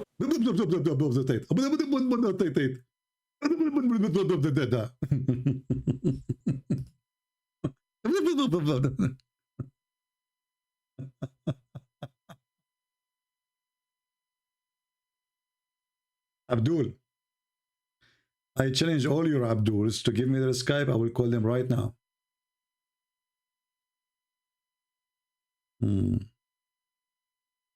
here to challenge them how I'm scared. They are the one who don't dare. When I called this coward in the screen, Mimi Hijab, he hung up on me 7 times. He did not let me talk. Who's scared? And he edit videos saying Christian Prince, sexual predator. When I was, actually, he is the one who was saying that, not me. He said to Muslim women, suckle me. I was quoting your prophet. And the filthy, your sister, she's a whore. He was saying Jesus, he played with his mother's breast. And this is why I mentioned suckle me. He's a coward, like your prophet. He could not debate me, so he tried to frame me. Coward, he is so much intimidated. And then we find that Mimi Hijab, he go around and he asks Muslim women to suckle him. Is that true? Yes, brother. He go around asking Muslim sheikhs if they can let their wives suckle him. He's making fun of what his prophet taught. Can you believe it that somebody is a believer in his religion? He make fun of what his prophet said? What kind of a believer he is? Here we go. This is Mimi Hijab saying, okay, can I suck your wife tit?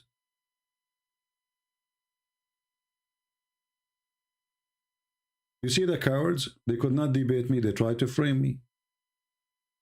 Sexual predator, Christian Prince. Why? Because I'm quoting your prophet and your wife, your sister, she was filthy, insulting Jesus. To the front of you. Are you afraid? Are you afraid of what Mimi Hijab is doing?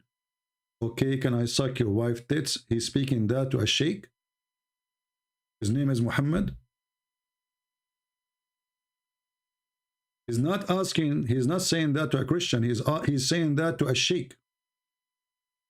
A sheikh who defending Islam, saying, well, this is what the prophet taught.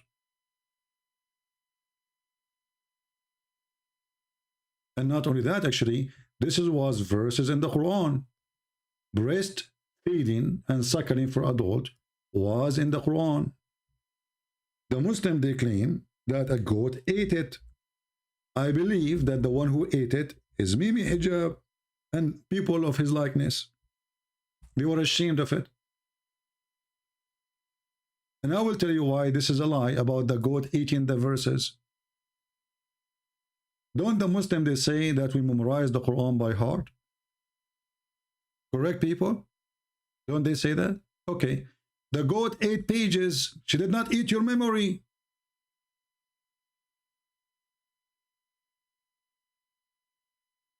Did the goat eat every single Muslim memory, or ate 1 page or 2 pages or 3 pages of the Quran?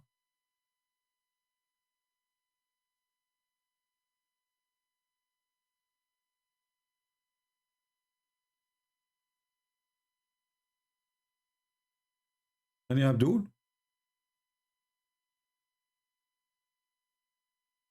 Obviously, this is the Muhammad, and they decide to delete it.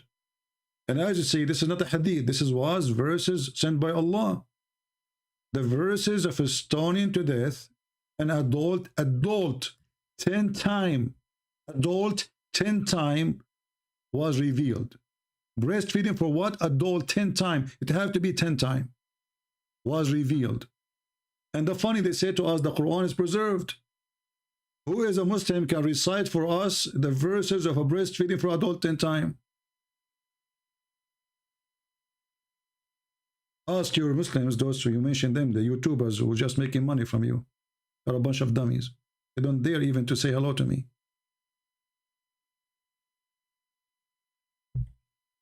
The meaning of life? The meaning of life? What meaning of life? Muhammad, he asked him a question even about spirit he do not know. Oh, what's the meaning of life? What meaning of life? Look what you believe in. The meaning of life is that you have a wife, she can give her breast to a stranger, and he have to suck it 10 different times. This is the only meaning of life in Islam.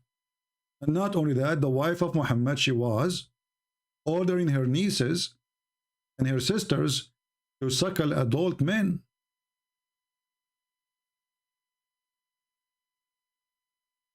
Is that true? Read and laugh. And this is Sahih.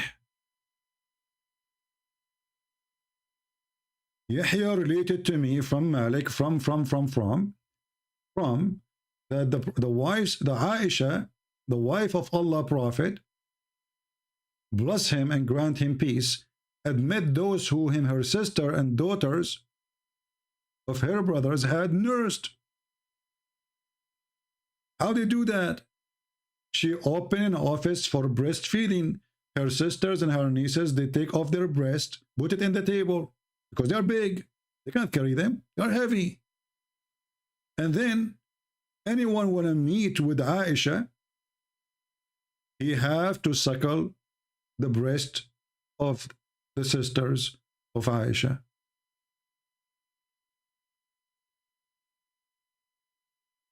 Let us show you more hadith.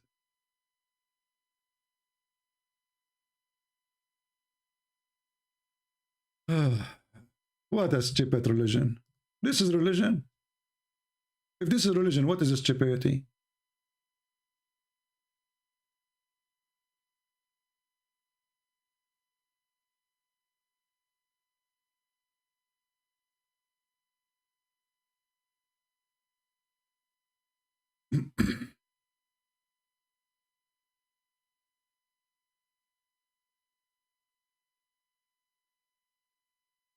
And this is your prophet teaching Muslim women to suckle a man. Look at this. The guy, he have a beard, and Muhammad is ordering the women to suckle him. All of this is Sahih hadith. And Aisha, she is ordering the same.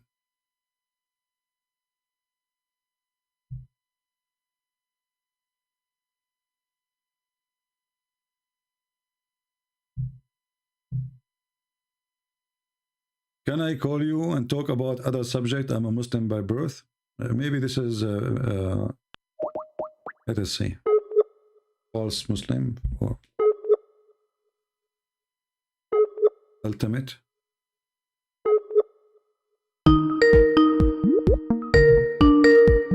Yeah, this guy is obsessed. He cannot give up. That's it.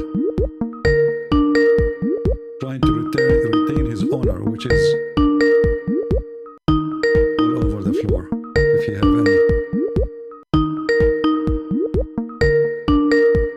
any. He's not answering. So listen. The title today is Why Allah Sent Moses to School. The answer is to kill a boy, to make a hole in a boat, which will cause it to be drowned, and to learn that he should not be decent. Like the story later speak about a wall was going to collapse, and if the wall collapsed, those people who they were not nice to Al-Khadr, they will find a treasure. This is why Allah, he sent Moses to learn. This is the knowledge. He kill a boy, he have no guilt, he never commit any crime.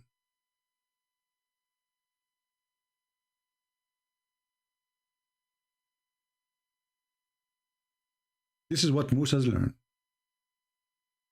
What the point of this? Stupidity. Allah, he destined the guy, the boy to be a kafir, and then Moses, he was wondering why you killed an innocent boy. Al-Khadr is teaching him, well, I killed him because Allah revealed to me. What is the knowledge in that? What Moses learned? How stupid is that? And then he made a hole in a ship, the ship which is carrying them in the water. And the purpose is that when the pirate they come, they will not take the ship. But you made a hole, and the only way for those pirates will not take it if it's not usable no more. That's when the ship is drowning. So what is the wisdom in that?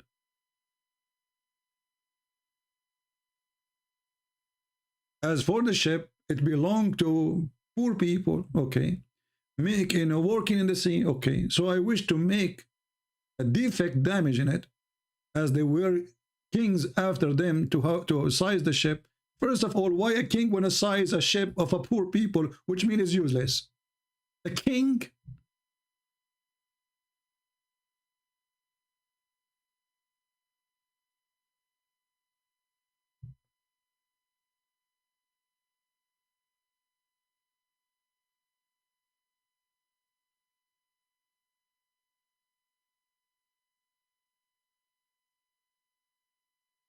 Who in the world want to believe that there is a king, he will steal a boat of a poor person, which is obviously made of nothing, a piece of wood? Who want to believe such a story? And now after we make a hole in it, the king, he changed his mind. But you damaged the boat. If the king, he refused to take it, that's mean it is damaged. They will be drowning. So was Moses, was Al-Khadr helping those poor people? What a stupid story.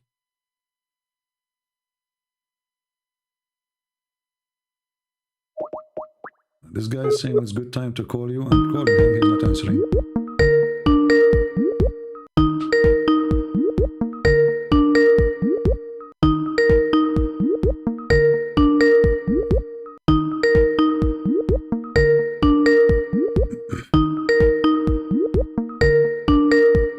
Are you going to answer or not? Let me mute the microphone speaker so you guys will not be annoyed with the ringing. He's not answering. People are weird, you know. They say to me, when you can't talk to you, and then we call them, they don't answer. Ah, he want to talk to me privately. Oh, okay, sorry. So this guy looked like he is going to leave Islam. He want to talk about, okay. I got you wrong, sorry. He's a Muslim, but he is almost out. Hashim Hash, I don't know, I heard the ultimate fort when you call me. You are not ultimate fort? There's a very famous scholar, Muslim scholar, his name is Ultimate Fort. I don't know if you heard of him.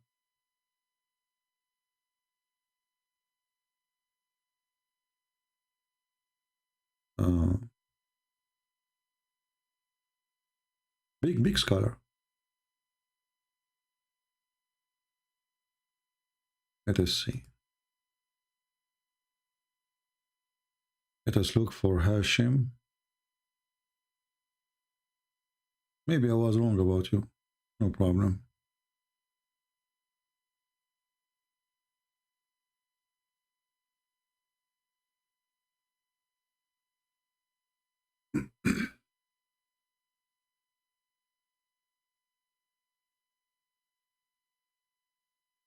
Okay. Hashim, where is Hashim?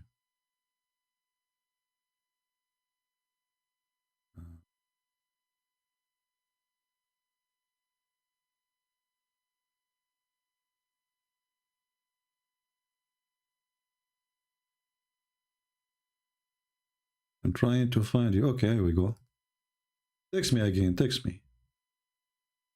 I will call you.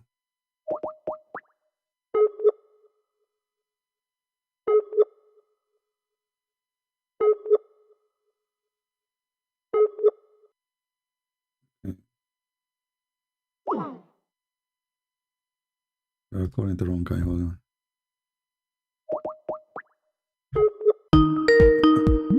I think this is Ultimate Fort. He is desperate, but we can let us see.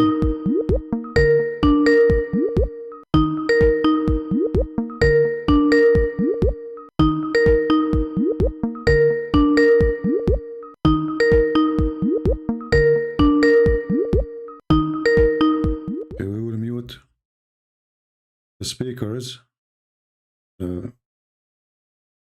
so you guys don't get annoyed. Answer, Hashim.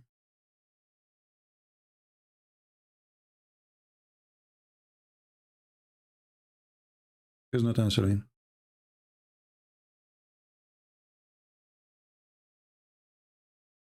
I know what we'll do with those people. Even ultimate fault, he don't want to answer.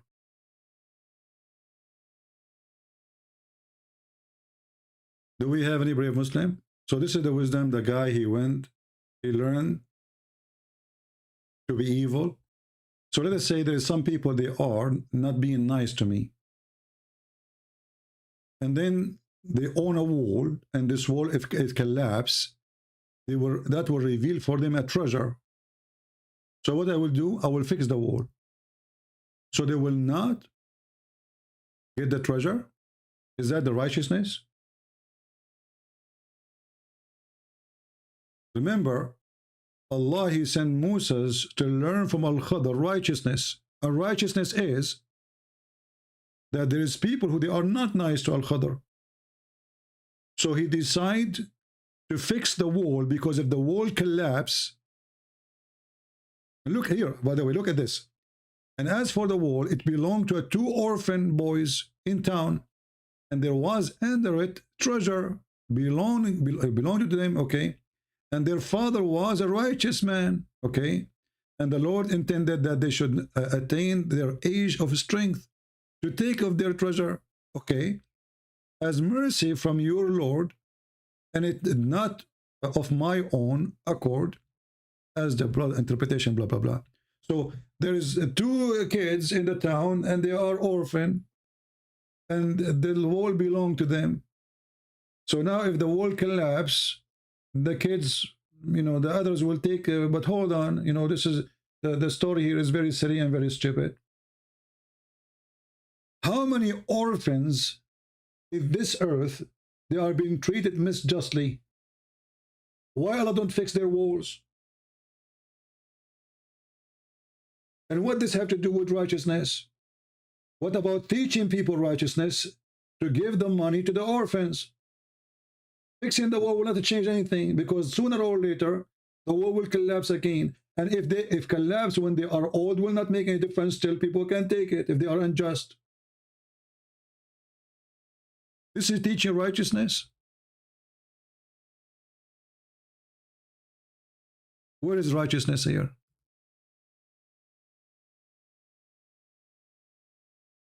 And what makes it more ugly is the story of the kid.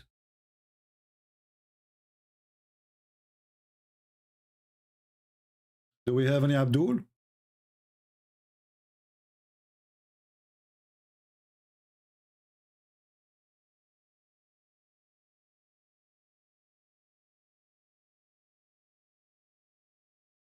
Let's see this Abdul here.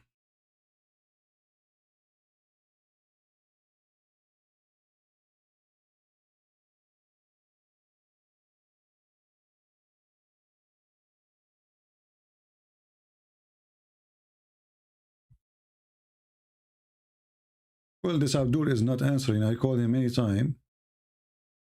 The one who called himself Hashim. Obviously, he's playing games. Let me block him. I will give you a chance. Call me one more time. You call me now. Last chance. Do we have any brave Muslim to tell us how righteousness is being taught? And do I need to go to different countries to learn those stupid stories to learn righteousness?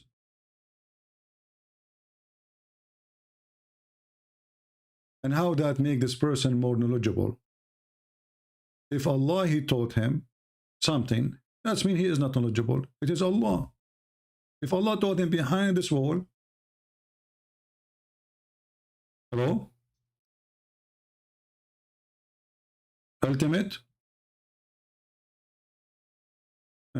Shut up, son of Muta. Here we go. I know it's ultimate fault. How about son of Muta?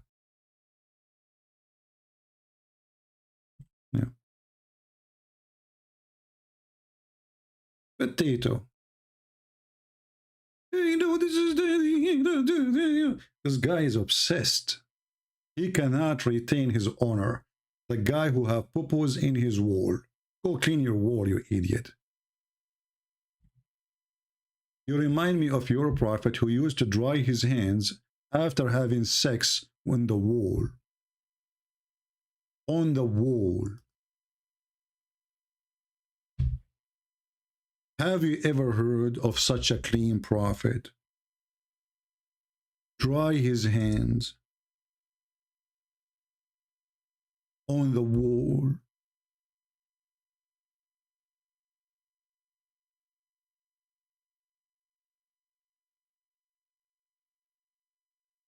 Let us see the hadith. Hold on.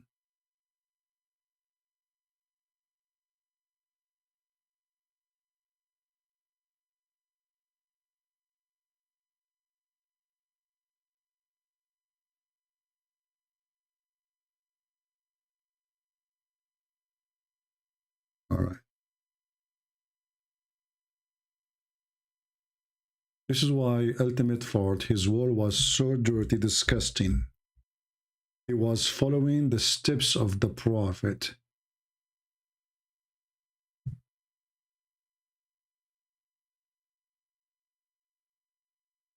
The towel of Allah prophet. Do we have any real Muslim here have anything to say?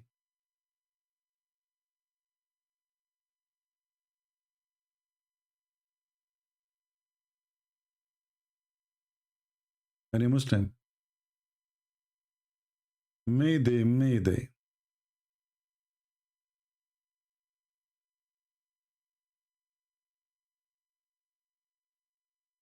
Well, Abbas is just a stupid idiot. No, he's just a kid anyway. I mean, we have tons of videos about Abbas. If we want to play his videos, people will die laughing. We have enough comedy of him.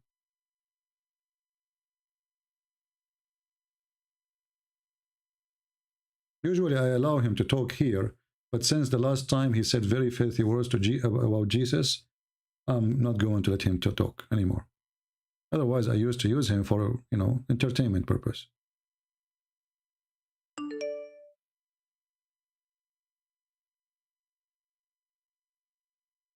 Do we have any Muhammadan?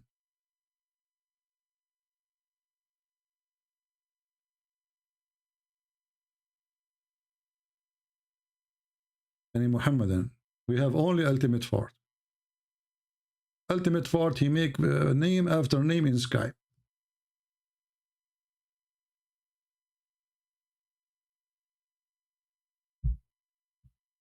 Any Abdul? So what we learned today? We learned that there is a fish. She have water from the fountain of youth or the fountain of life and come back to life again. And this is supposedly a fountain Allah created in this earth. It exists, brother. And then we have a prophet, his name is Al-Khadr, who drank from that water. And since then, when he sit in the ground, his ass made everything green.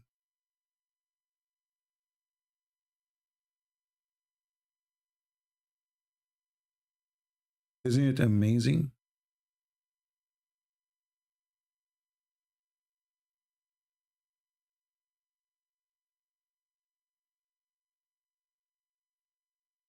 This is the same ultimate fort. Isn't it amazing? This is Islam. How many of you Muslims really believe that there's a guy, his name is Al-Khadr, he was a green, called the green, because when he sat in the ground, everything turned green because he drank from the fountain of youth. What do you think?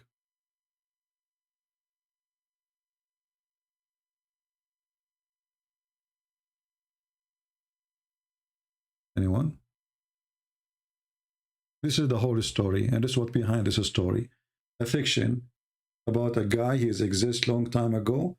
He was exist in the time of Noah. He was exist in the time of Musa. Exist in the time of Muhammad. He was in the funeral of Musa, the funeral of all prophets. He was in the funerals. Why? Because he drank from the fountain of life. Stop telling me this guy wanna text you, this guy wanna call you, otherwise I will block you. I blocked that guy. He is ultimate fort. Don't you learn? I am not blind. Anyone will repeat the same thing. First of all, if somebody wanna text me, he can text me. It's not your job to tell me who wanna text me. My Skype is open. I'm not blind, I can see. So don't be silly repeating the same thing.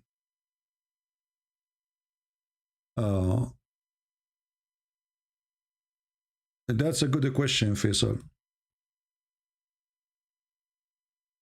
Faisal here have a question, as long no Muslims is answering about, obviously they are covered to answer. Faisal here is asking a question, how Jesus become God? Is God. He was born, become part of his creation. Okay. You see, I'm going to use the logic you are using. Is that fair, people? Can we use the logic Muslim use? We should use it always, because obviously this is the only convincing logic. So, according to your knowledge, or according to your logic, if we can call it logic, that Jesus, he cannot be God because he's part of his creation. That's wonderful. Allah have hands. Who is the one who created the hands of Allah?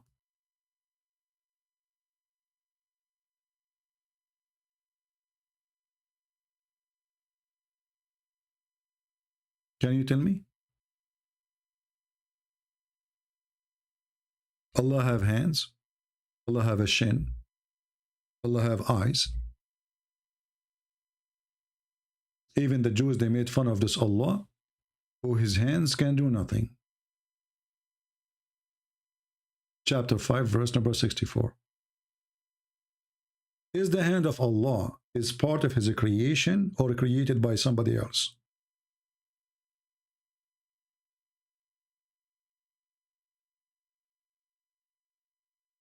Are you there, Faisal? Do you like to call me?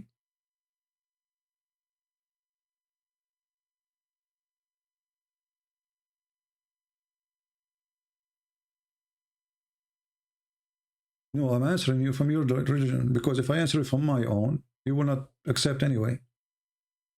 But anyway, you give up, right? Because you have no answer.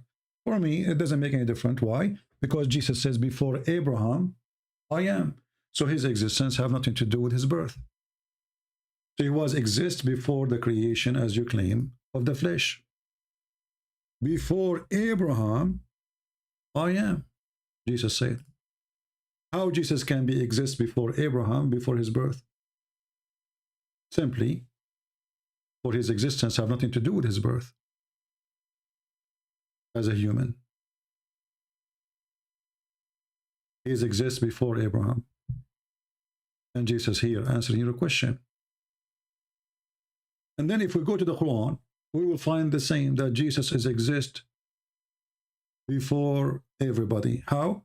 The Quran confirmed that Jesus is the Word of God. And is the Word of God created?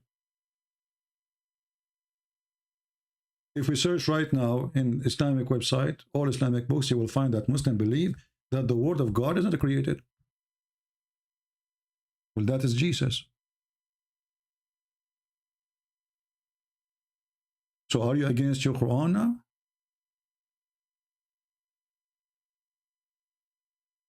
This is your silly Quran saying the following, that Jesus and the Muslim, they add their own fiction translation to the words, which is not there, trying to fix it, horribly written, exposing the silliness of Muhammad. So this verse supposedly speaking against the Trinity, right? Okay. All people of the book commit no excuse in your religion, nor says that of Allah aught but the truth. Christ Jesus, son of Mary, was, between two brackets, is not in the Quran, a messenger of Allah. Okay, we will go with this. He is what? Messenger of Allah. Then his word. Okay, let me ask you, was the word exist before the messenger or after the messenger? Does any Muslim can answer? Was the word of Allah exist before Jesus or after Jesus?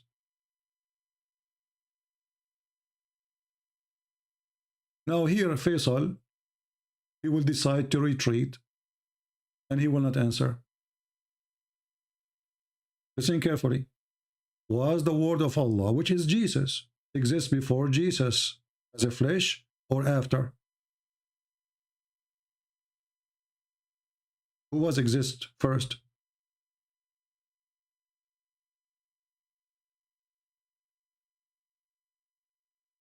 Who is a Muhammadan can help us?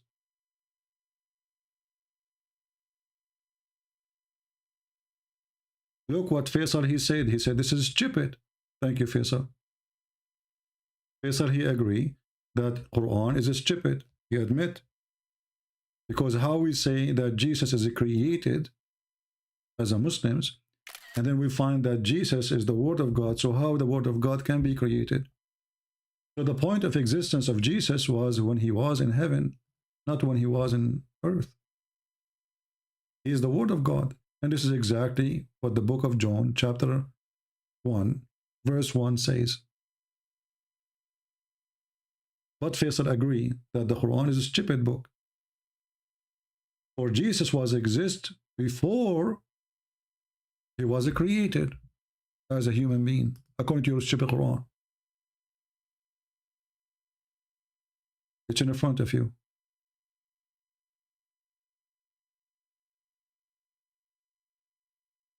And not only that, what about Jesus being the Spirit of God?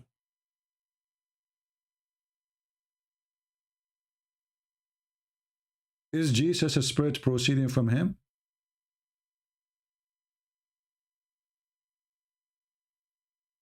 This is your stupid Quran.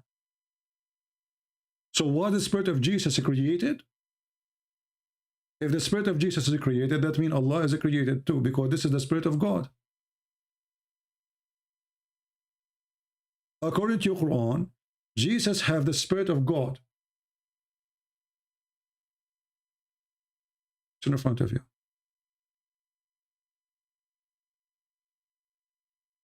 And now Faisal, he will go mute. All what he will say this is stupid. He will not dare to answer.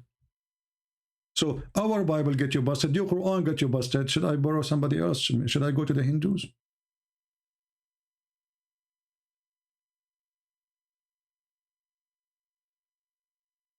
And not only that, by the way, the Muslims, they claim that there are people who believe in the oneness of God, right? But if you ask Muslims, is the Quran created? If yes, I'll tell us, please. Is the Quran created? Muhammadan in the chat, tell us, please. Is the Quran created? They will say no. Okay, so now we have Allah is not created. We have the Quran is not created. So the Quran is coming from where?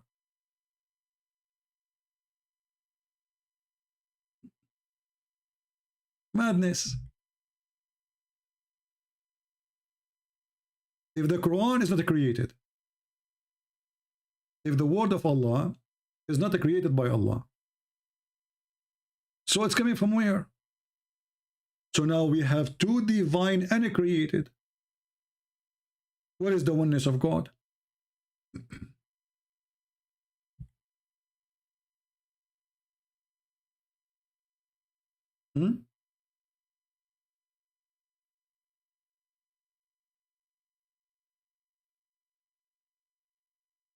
If I go right now and search in Prophet Google, peace be upon him, I will search for the following. Was the Quran created? The answer will be very astonishing.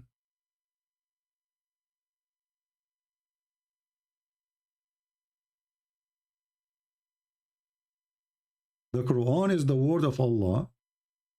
Maybe he exalted, not created.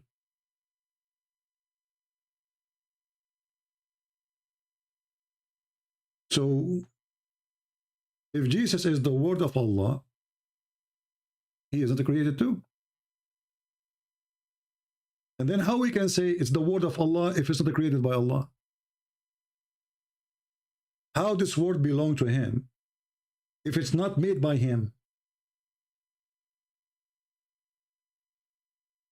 You see how stupid this religion is? So now we have two uncreated individuals. And not to forget that Muhammad, he claimed that the Quran will come in the judgment day as a man who looked like a ghost, dead ghost.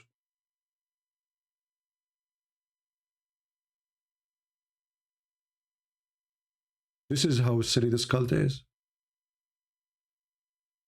And the funny, the same verse here, saying don't say Trinity, but here Muhammad is coming with different Trinity, saying that you can be 3 and 1 in the same time. Read carefully. Jesus is the messenger as a man. Jesus is the word, yet he's a man. Jesus is the Spirit of God, yet he is a man. 3 and 1 in the same time. Do you see it? So the same stupid verse saying say it no Trinity is the same verse proving different form of Trinity.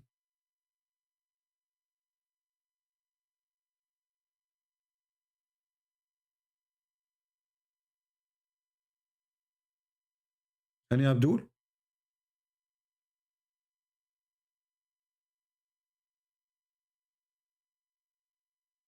Anyone?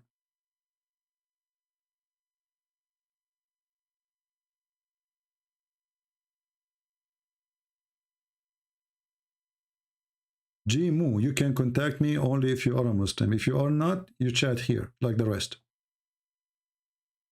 Do we have any Abdul have anything to say?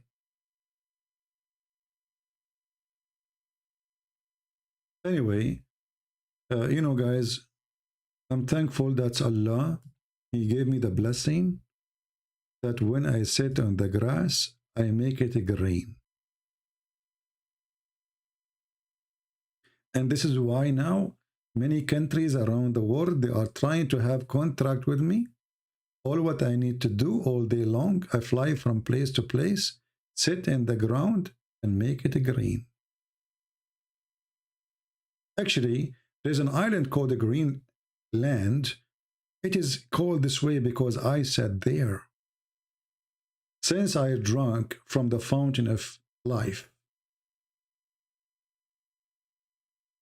I will tell you a different story, which is not really nice maybe. Once I met a woman, she is so beautiful. I decide to shake her hand. I shake her hand, she turned green. Hello?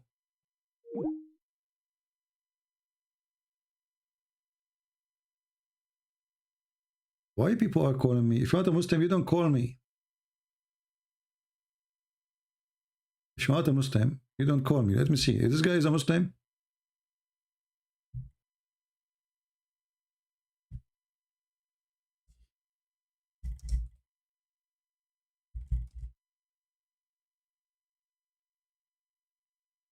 If he's not, he will be blocked immediately.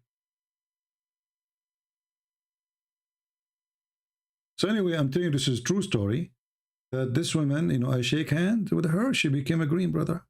Because anything I touch become a green. Okay.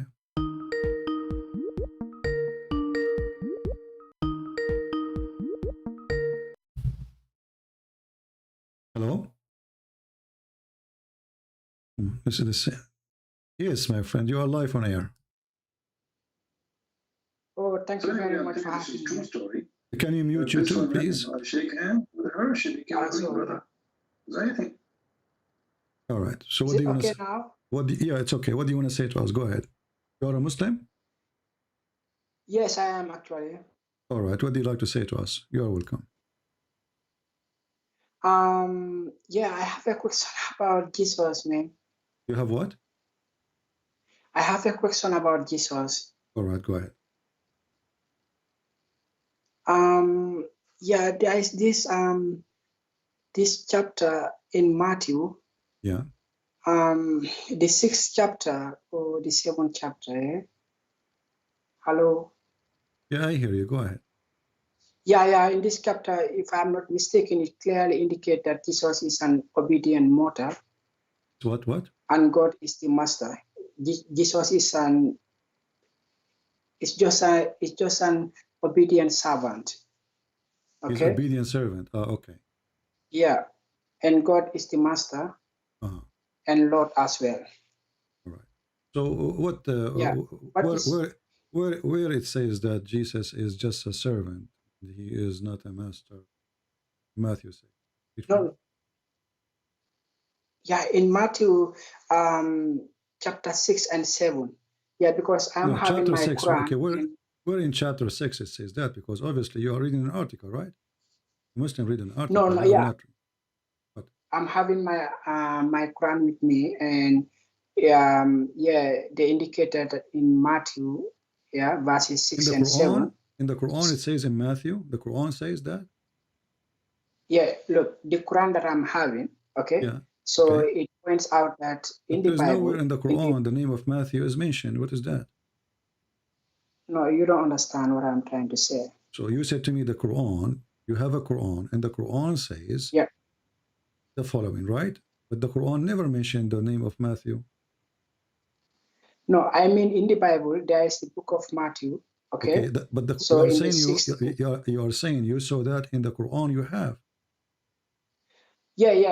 Because I'm having my own Quran, and in this Quran, so how you have your Quran, and your Quran mentioned Matthew. The Quran never mentioned Matthew. Can you tell me which verse in the Quran mentioned Matthew? No, bro, this is like a commentary in the Quran that I'm telling you. Okay. Oh, the Quran, so it's not commentary in the Quran. Okay, that's amazing. So the Quran commentary in Matthew 6, it says that. Yeah. So okay. I'm trying to where it says that? Okay, where it says that in Matthew 6, it says Jesus is not God; he is just a servant. I think it's about these verses in the Bible or in Matthew where the devil is trying to tempt Jesus. You remember this? Okay, but that it says, Satan, he said to him, if you are son of God, throw yourself, and then your Father will send angels to save you. It says there he is son of God. Yeah, but how can the devil tell that to God? The devil is talking. Jesus did not do what the devil he wants. But the devil he speaks to your God too. The devil, he said to him, the devil in your religion, did he disobey even Allah? What? Did the devil disobey Allah? In Islam? Yeah. Is that a question? In Islam, you're trying to say that the devil disobeyed Allah. Yeah, of course. Yeah. Okay. Yeah, that is here Jesus, Shaitan is talking to him. He's trying to find out who is this person. Is he really son of God? And he is trying. Because if he do what Shaitan he want, then this person is a human like everybody. If he could not make him, then he cannot be a human like everybody. So according to your religion, is Jesus a sinner? According to my religion, as far as I remember, no. Okay. No. So Shaitan, he failed. Okay. No. I will go with you. You just said something very important. I respect your honesty. According to your religion. No, according to my understanding, I mean, I might be wrong, but according to my friend, no problem. So, no, it is actually true. According to the Quran, Jesus is holy. Chapter 19, verse number 19. But we need to ask ourselves now a question: why Jesus is holy and Muhammad is not? Yeah, because Jesus is holy, because Jesus, unlike Muhammad, Jesus is not having a biological father. Okay. So the reason, okay, I will go with you. This is very nice to say, actually, very smart. Jesus is holy because he don't have a father like us. But Adam don't have a father too. Yeah, but Adam, on the other hand, is also not having a mother. So still there's a difference between Adam. Adam is not having a biological mother. Jesus, we see, he used to have a biological mother who was Mary. Okay. So Jesus, he have a mother. Adam, he don't have father, neither he have mother. Shouldn't Adam be more holy then? Because he don't have a father, neither a mother. Shouldn't, this question, I think it's a smart question, but again, look, I'm not well versed. Okay, so no I problem. think I will go. Adam, You take Adam it easy. Take it easy. My friend. Okay, when we say maybe Adam when we say a person is holy, what is holy mean? We say a person is holy. What holy mean? Holy, I think holy means like somebody who is completely righteous, truthful, and it's like almost perfect. Okay. Not almost, because don't you call Allah holy? Is Allah holy? according to you? No, Allah is the holiest of holies. There's no holiest and there's no less holy. Either you are holy or not. There's nothing holiest and holy. Because if I am holiest than you, and that means you are not holy. No. That means I am holy. My friend. If you are, let us use language. Let us use language. If I say you are cleaner than I, that means I'm not clean. I have dirt. Correct? No. Yeah. What no? This is not my understanding. My understanding is if you are clean and I am clean. So now we have to check this out. Who is cleaner? There can be a small dirt or an unfinished. How you can be cleaner if you are holy? Holy is the top. To call a person holy, he must be the top clean. There's nothing, because if he have one touch, my friend, did you remember that clean is Allah about says sin. that He is the best of creators? Hold on. The word clean here is about sin, correct? The word clean, we are using the word sin. Is it sin what will make us unholy? Right? Sin. What? Sin. Sin. Yeah. Okay. So did Jesus commit any sin? Yeah, this now is a different question. You said holy, but did Jesus commit any sin? As far as I know, maybe only one sin, yeah. Which one? So why the Quran call him holy? Because Jesus was asked if he was the king of the Jews, but he did not answer this. He decided to. No, he answered. He answered. He said, "You said that." He agreed with them. He said, "You said so." He said, "Well, you are asking me about something." No, my friend, no, don't make things up. They asked him, "Are you the king of the Jews?" He said, "You said so." So you agree. You just called me king. You said so. No, but the question is, are you? My friend, the question is, don't fabricate things. Secondly, don't we have the Quran saying that Jesus is holy already? Yes. Okay. And this is Quran being given to Muhammad 600 years after Muhammad? Yes. Okay. So 600 years pass and Jesus is holy. Yeah, like I said, my understanding is that Jesus can be holy. Muhammad in the time of Jesus, was he holy? Muhammad in the time of Jesus? No, in the time of Muhammad, sorry. I mean, when we were Muhammad, the person, was he holy? Yeah. He was? Yeah, Muhammad was a righteous man. I'm asking, is he holy? Did he commit sin? No, he was not holy. Okay, I want you to read for me. I don't know if your screen is open. I hope your screen is open. I will put for you the verses from the Quran. What do you mean, my screen? Yeah, but just be sure that to mute the YouTube so we don't have double sound. Okay. This is your Quran in chapter 48, verse number 2, saying that Allah is saying, "May Allah forgive your sin." Speaking to Muhammad. So now you confirm, and everybody heard you, that Jesus is holy. 600 years after Jesus, still Jesus is holy. Wonderful. Muhammad, in his time, he is a sinner. And the Quran confirmed that. Yeah, I can recall that that is true. So, okay. But so how Jesus, is the best how Jesus is a human being like us, and he is holy, and how Muhammad is the most righteous person. You just named him that, right? The most righteous person, but he's a sinner.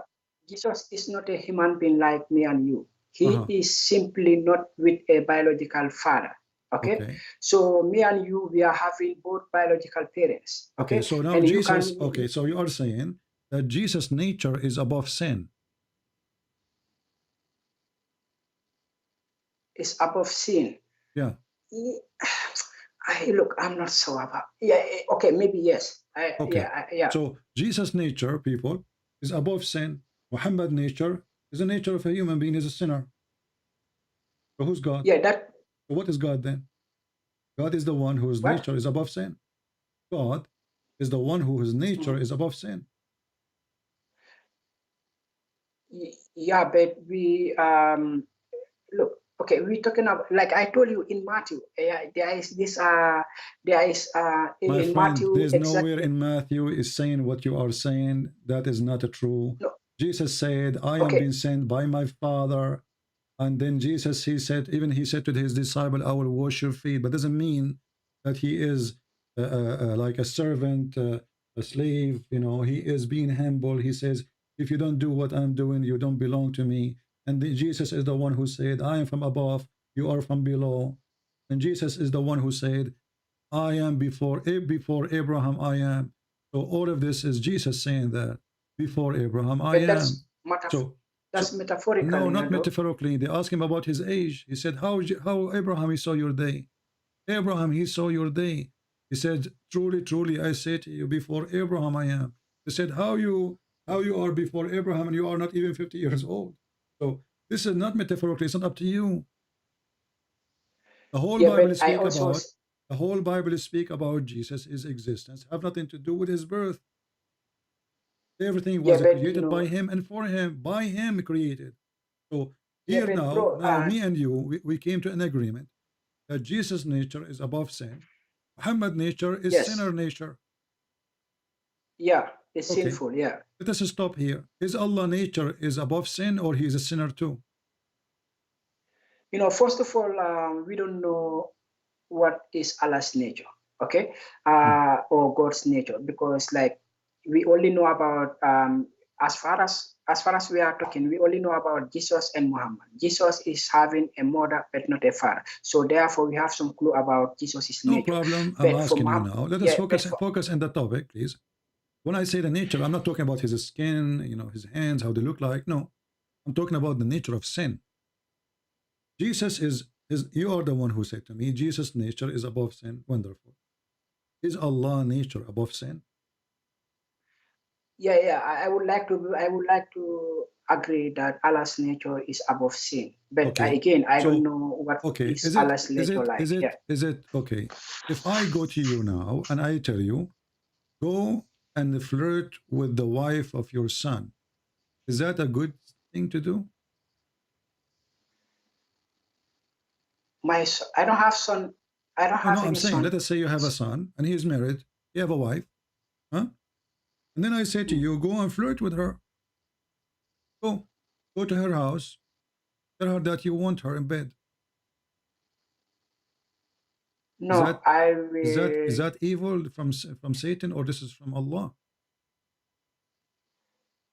You know, if Allah orders me to do that, then I suppose Allah is having a good reason why I should do that, because there's a good sin in Islam.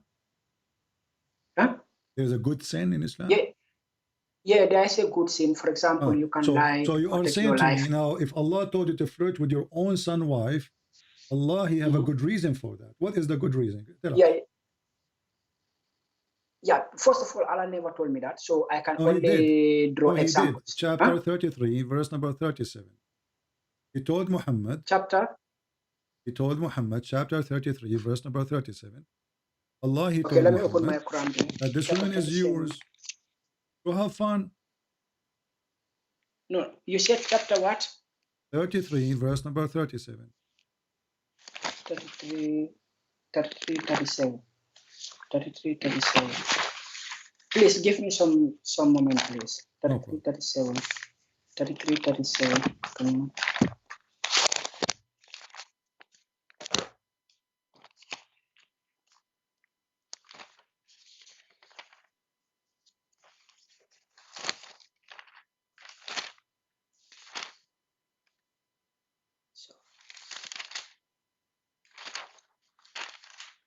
No, he is not. He did not call me before. Did you call me before ever? My friend, did you call me ever before?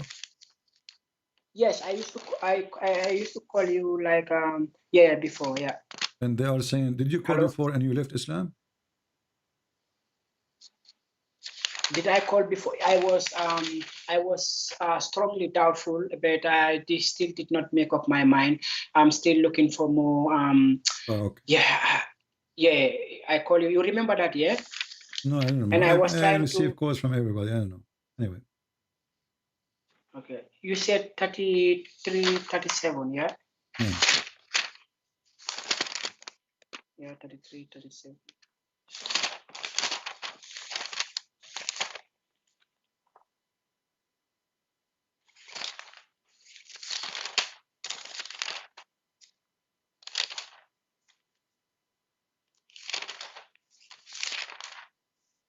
My friend, you can look on the screen. There is no need for all this stuff to look for forever.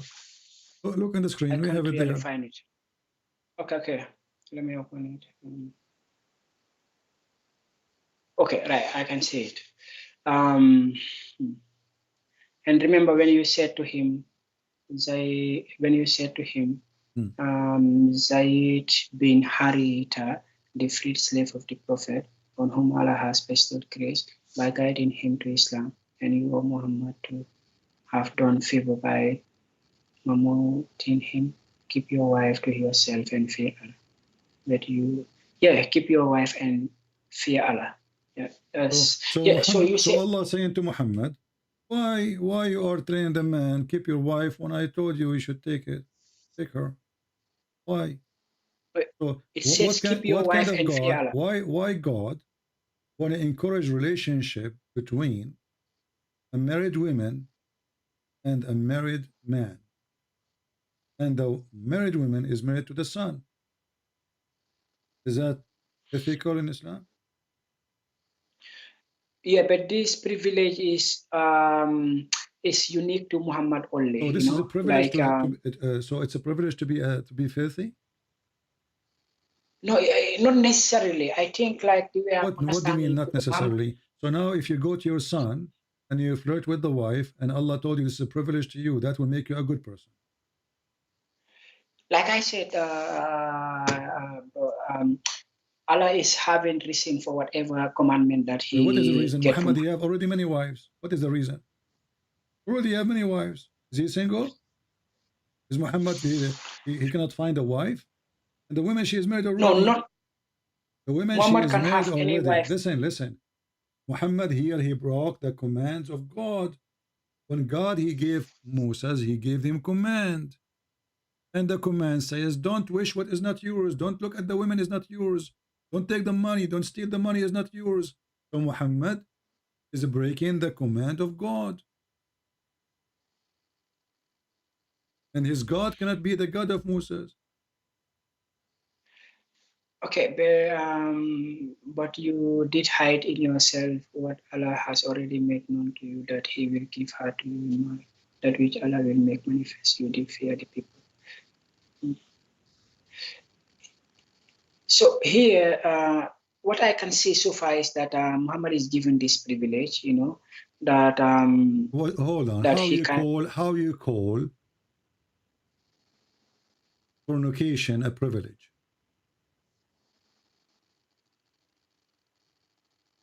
Like fornication a privilege? Yeah. What do you mean fornication? Like Muhammad this is going to marry this is a married woman. woman. Any relationship with married women is a fornication. No, but remember, this lady was divorced also before Muhammad can get. What before? The woman is married. The woman is married. Why does God is encouraging relationship with married women? And what kind of a prophet he go to the house of his own son when the husband is not there, and he flirt with the women? Didn't his God say to him the opposite? She says, "Shame on you." As an example, as an example, we have a story in the Old Testament where a prophet of God, he committed sin by taking the wife of somebody else. He did not sleep with her until the husband died, but he sent him to war to die, evil. God condemned his action. Here the God of Islam is blessing him. He's saying to him, why you are hiding what Allah told you? He's encouraging him to have relationship with married women. And you say to me, this is a privilege. Yeah, I think this privilege is reserved only to Muhammad. That's why you will not see anybody doing this again. Although so what we learn from you now that Muhammad, he have a privilege to be perverted. To be what? Perverted. No, I will not say perverted, because you can say So this if is the I go only to your time house, that, if I go to your house and I see your wife, and your wife, she is beautiful, and with my respect to your wife, I'm not making fun of you, and I see your wife and I want to sleep with her, that does not make me a bad person for you. That make me, I'm a person of a privilege. let me give you an example. No, don't give me an example. I just take, give you one. I just give you one. I go to your yeah, I go to your house when you are not there. And I say to your wife, you are beautiful, I like you. And we go to bed. yes. Your answer is, this is good. You said you flirt with my wife and then you go to bed with my wife. No, but that's not what happened here. No, this is what happened Muhammad, here. He flirted with her because he want to have her. And now Allah is yeah, telling but him, why you are hiding what Allah he told you? What he told him, you will take this woman, take her. So now he went to the house of the man. So the wife, yeah, she will tell him, listen, he did it on purpose. So that when the husband, and obviously they are in bed together already, the women, when the husband, he came, he was happy, excited. He told him, your father was here and he flirted with me. A person who have honor, he will go to fight the yeah, father. but What shame on you? You are a scumbag. You are filthy. How you do that to me? Instead, he knew remember, that Muhammad Muhammad, he is the cannot play prophet. games with him. He will kill him. So he went there. He said to You him, said flirt. my So wife, she is not good to me. I want to divorce her. But he never mentioned divorce before. Until the wife, she yeah. told him that your father was here and he was flirting with me. Correct? So I thought like what happened here was like Muhammad complimented this woman that she is beautiful, that she is How okay. he compliment, how this is complimented? You know, he flirt with her. If I say Okay, to you your, can if I say to your say wife, it's flirting, if a but man, I if would your say it's neighbor, complimenting. if your friend come to your house and he say to your wife, my heart fell into you, that is a compliment. Yeah, that can be a compliment here too. How that is compliment? The guy is flirting with your wife, she's married. What kind of a friend? He come to your house flirting with your wife. If you are married and a woman, an unknown woman said that, oh, my brother, you are very handsome, you are okay, that does not necessarily He did not means. say you are beautiful. Yeah, Secondly, why he is looking? He saw her already many times before. What beautiful? The story says that when he came to her house, Allah he sent wind, and he lifted the curtain, and she was almost wearing nothing, and she was a beautiful white coal. So Muhammad he said, Subhanallah mu'allif al-qulub. Praise be to Allah, the one who made my heart flip for you. So not only is he flirting, he's staying her. His intention, he want her. How this is a privilege for a man. He is already married. He have tons of wives, and she is already married too. yeah, I agree that Muhammad used to see this woman before, but it's the first time that Muhammad is seeing this woman in this particular state. Oh, this is the first And time he saw her naked. So the first time he saw her naked, he decided to jump on her. yeah, but remember, Muhammad is also a man. He's a sinner also. Like naturally. Okay, so is it a yeah. sin? Okay, you just said Muhammad is a man. He's a sinner also. So is it a sin to do what Yes. he did, or it was good thing? No, sinner here, sorry, what I want to say is that Muhammad can be tempted, like anybody, No problem, So, no problem. Okay, yeah. Muhammad can be tempted like everybody. I can be tempted Yes. too, but I'm not going to go to the house of my friend to flirt with his wife. Isn't it us? Isn't it supposedly a prophet of God is the first one to control himself? Yeah, but this does not always happen, The prophets sometimes Not we can always see happen. It's also always happened with Muhammad. And look here, what kind of God he is encouraging the man who is tempted. You are the one who used the word tempted. He has encouraged the man who is tempted to do what he's tempted to do. He's encouraging him. Shouldn't he say to him, good, thank you for saying to the man, keep your wife? You should say the opposite. He said, okay, that's wonderful. You say to the man, keep your wife. That's very good of you. Repent.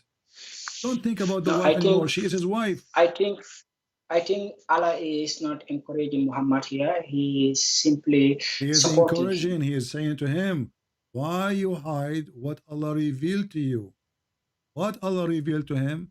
That this woman, she is yours.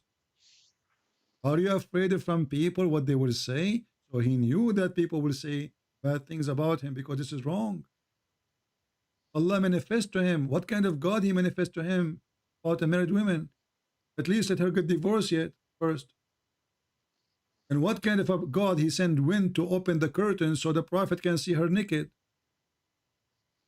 And then what kind of God he said to the man, why you said to him, divorce your wife, don't divorce your wife, when you should have her? Okay, so I really don't have any more clue how to get around this. I only think like Muhammad was tempted because he's simply a human like any one of us, and he's a special man. This privilege You call me, remember, you call me to talk how Jesus is God, and you agreed that the nature of Jesus is above sin. So yes.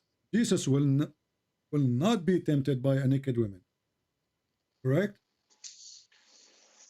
So are we comparing Jesus and Muhammad now? I'm not trying to compare these two. I'm not asking you to compare. I'm not asking you to compare. I want an answer. Jesus cannot be tempted by a naked woman, according to your understanding, because he's above his nature. Okay. So guys, Jesus cannot be tempted by any woman. But let me ask you then, isn't Jesus a man like everybody? No. No. He's God then. Yeah. He's God. He's not, no, I can't say he's God like at this moment. I don't have enough evidence. Man exists in this earth, hold on. Any man exists in this earth, including me and you, can be tempted. If you say no, you are lying. Yes, I already. So we agree that all men. We agree that all men in this earth, all men, no exception, can be tempted, and they got tempted. But Jesus, nobody can tempt Jesus. Nobody.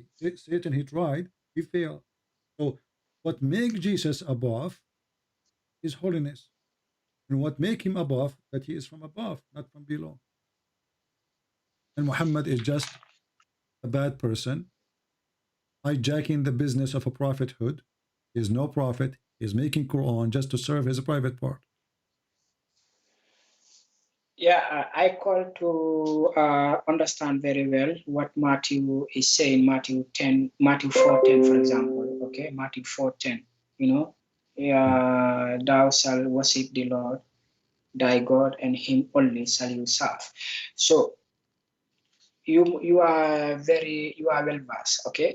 What is my understanding is that you are well versed. Okay, you are familiar with this. I'm saying that you are well versed, that you are familiar with the text. Right? I don't understand. You are very.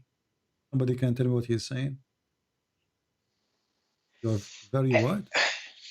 No, I said you are well versed. You are well versed. You read extensively. Well versed. Okay, well versed. Yeah. Okay.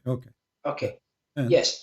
So Matthew 4:10 is saying that you shall worship the Lord thy God, and him only shall you serve. So I don't get the context. I only see this verse. Okay. So who is speaking here in your context? Is it Jesus who is speaking here, or is Yahweh who is speaking? Jesus speak to Satan. So Jesus is telling Satan that you should worship your Lord? No, he is quoting for him. He's quoting for him what the command of God is, that the only one you worship is God. So here, the Satan is asking, well, you know what? I will give you this, I will give you that, I promise you this. And then Jesus answering him, refuting him, that the true righteous person is the one who only do such a thing only to God, no one else. So you are no one. I am the one who people will bow down for him. And then the devil, he continue speaking and saying, well, you know what, if you throw yourself from the top of the mountain, well, the angels will, will come and don't worry about you, about what will happen. And then Jesus said to him, it says, don't like try your Lord. You're trying me. Trying me, I am your Lord. You are trying me. So Jesus here is confirming in every statement that he is the Lord God, and you cannot tempt God. And this is why Jesus in verse number 7 said to him, it's written again, thou shalt not tempt the Lord thy God. So Satan is trying to tempt Jesus. And Jesus saying to him, it's written that you shall not try. Don't even try. It doesn't work with me. And you agreed that Satan, he could not do anything. Satan, he tried. When the translation in the Bible says it tempt, it's an act. It's an act of temptation, but it failed. Jesus wasn't not tempted. So I can try to tempt you. I can say to you, if you believe in me, I will give you women. And then you say to me, like what Allah do. Allah, he promised us women with big breasts. He's trying to tempt me and you and everybody. For me, I'm not tempted by this. I laugh at it. Okay, so I get what you are. So this Matthew 4:10 is a situation between Jesus and the devil only. So I was thinking, okay, this is like a general statement to everybody. Okay. My friend. When you read, it's difficult. It's difficult. So it's not difficult. No, it's not difficult. Not difficult. When you read the story from the beginning, so you will not misunderstood. Maybe you are just reading no, a my quotation. Quran here is in my Quran here. There's no Quran. First of all, there's no Quran mentioning Matthew. That is a stupid author adding things there. Secondly, the Quran you have, even the Muslims who they are writing the Quran for, you can't understand. How they can understand our Bible? I mean, they can't even explain their own book. And now suddenly they became expert in our book. I think you don't understand what I'm trying to get at. I understand. You are reading a book, you call it Quran. But the truth is, this is not Quran. Because nowhere in the Quran, it's mentioned the book of Matthew. No, this is only a quotation from the Bible. Exactly. So this is an idiot. This is an idiot. He is putting things there have nothing to do with the Quran. As an example, you said to me you saw that in the Quran. What chapter, what verse? No, that's why I repeatedly said this is a quotation from my friend, I'm asking you, from whoever. The quotation, you found it in which verse in the Quran, according to the book you have? No, this is just these pages before you start having the first surah or the first ayah in the Quran. It's just what surah is the one he is trying to insert those things in? No, he's not definitely doing that. He's not. Why is quoting those things? What is the purpose of quoting them? Okay, I tell you, it says here, Jesus and Muhammad, peace be upon them, in the Bible and the Quran, biblical evidence of Jesus being a servant of God and having no share in divinity. Okay, so having no share, this commentator is saying that Jesus is having no share in the divinity. Okay, and also there is, Jesus is having no share in divinity. No say, no say? No share. S-H-A-R-E. Like my accent is very bad. Maybe that's why you don't understand it. Like, so he is saying that Jesus is not divine, right? Yeah, Jesus is not related to any divinity. It's not divine. Yeah, simply. No, but this idiot, he just got himself busted. Why? Because he tried to teach you something. This idiot who wrote the book is an idiot. Because he's trying to teach you something. And you are the one who said to me that Jesus is above the nature of all mankind. Can you repeat that, please? You said to me that the nature of Jesus is above the nature of all mankind. He's not like anyone, correct? Yes. That means divine, because the nature of mankind is the nature of mankind, and anything else can be called holy. It must be divine. So the nature of mankind is a sinner. The nature of Jesus is not a sinner. The nature of the angels are the angels themselves. They can commit sin. Even in our Bible, angel himself, he commits sin. He was thrown out of the mercy of God. In the New Quran, angels are liars, and they commit sin. They accuse Adam to do mischievement. And Allah told them, if you are truthful, tell me that. Okay, just for a moment. In my lifetime, I'm already almost 26 years old. I have seen locations. I have seen characters that are repeatedly being referred to as holy man, holy places. I don't care. So those are false statements. One, because no man is holy, only God is holy.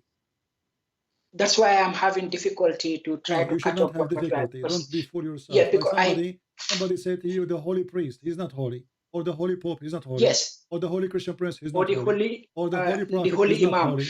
Listen, my friend, yes. there's no one is holy. We can use the word as a language to show respect of like their decencies. But when it's come to holiness, there's only one holy, that is God. And now we are talking about, and now we are talking about who commits sin, who commit not. So a person never commits sin deserves to be called holy, or he never commits sin. But it's not only just about committing sin. Jesus is way above that. As an example, when I say to you, who is God? What is the definition of God you have? What? What is the definition of God you have? When I say to you, you are a Muslim, and you say to me, you believe in God. So what God? No, I said I believe in Allah. Yeah, I know. You believe in Allah. Yeah. Allah is His name. So what is Allah? Yeah. Okay, what is Allah? Give me a definition of Allah. What is? Yeah, Allah is the creator of everything that we are That's a seeing false around answer, because Allah, He could describe Himself that He is the same as Baal, but He is better. He is the same as what? Baal. What is Baal? Baal is the creator, one of the creators. Baal is one of the pagan gods. Baal was very famous, very popular in the Middle East, and even in Europe, and people worship him. So Allah, He says, He is better than Baal. He is the best of the creators. So by doing that, Allah, He admit that Baal is a creator, but Allah is better. Yeah, I think this is one of the statements that I disagree with. Because for example, disagree? This is Quran. Either you leave Islam, or are you playing games with me, my friend? Because you called before. Are you playing the same game? I'm asking you. Does it say in front of you? What do you call upon Baal and forsake the best of the creators? Does it say the best of the creators? Yes. Okay. So Allah, He put His name next to the name of Baal, saying He is better than Baal. He is the best of the creators. By saying I am the best of the creator, why you pray to Baal when I am the best of the creator? Which means Baal is a creator and Allah is a creator, but Allah is claiming that He's better. Otherwise, comparing myself, if I say I am the best of the student, that means there's other student, I'm not the only one. Do you agree? Yeah, I understand that. I understand your point. So Allah is the best of the creators, but there's no other creators, or there's other creators? Based on this statement, there is multiple creators, and Allah is the best of all of them. So how, when I asked you who is Allah, you said to me He is the only creator? No, I said Allah is the creator of everything around us, including ourselves. That's what I said. He didn't. Hold on. He said that I am the best of the creators. So the creator of Baal is where? Where is Baal?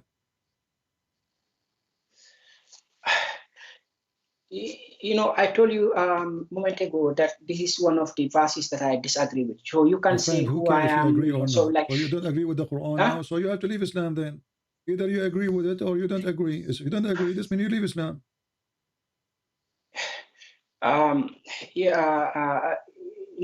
If I gather enough evidence, I don't mind. I can leave Islam, but still, I think I have to take my time. One evidence is enough as 1,000 evidence. Either Allah is the only creator, or He is not. So is He, according to the Quran, the only creator? If He is the only creator, and then He says He is the best of the creators, that means Allah is lying. Because I should but you remember also when the Quran was being compiled, there is still many part of the Quran that was not added, or that was somehow. Then you should agree that the Quran cannot be from God, because simply Allah, He said, "Inna alayna jam'ahu." No, did you remember this point? Because Allah, He said in the Quran, "Inna alayna jam'ahu wa Qur'anahu." It is on us to collect it and to preserve it, and to keep it. So did Allah collect the Quran, preserve it? According to you, no. According to Allah, He will preserve the Quran. According to you, He did not.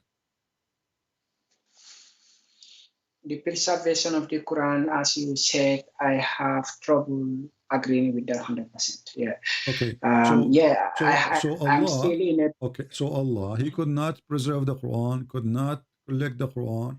And actually, the one who collected the Quran is Uthman ibn Affan, not Allah. This is again proving that Muhammad is a fraud.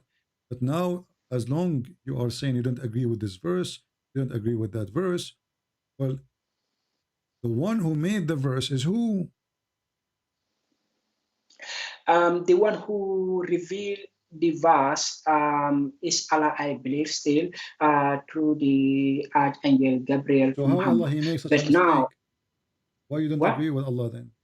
Allah is the one who revealed this no, verse. come on. Human beings were involved. You already know better than me. Human beings were involved, and the compilation and a lot of stuff happened here. You know, combination of stuff. What do you mean?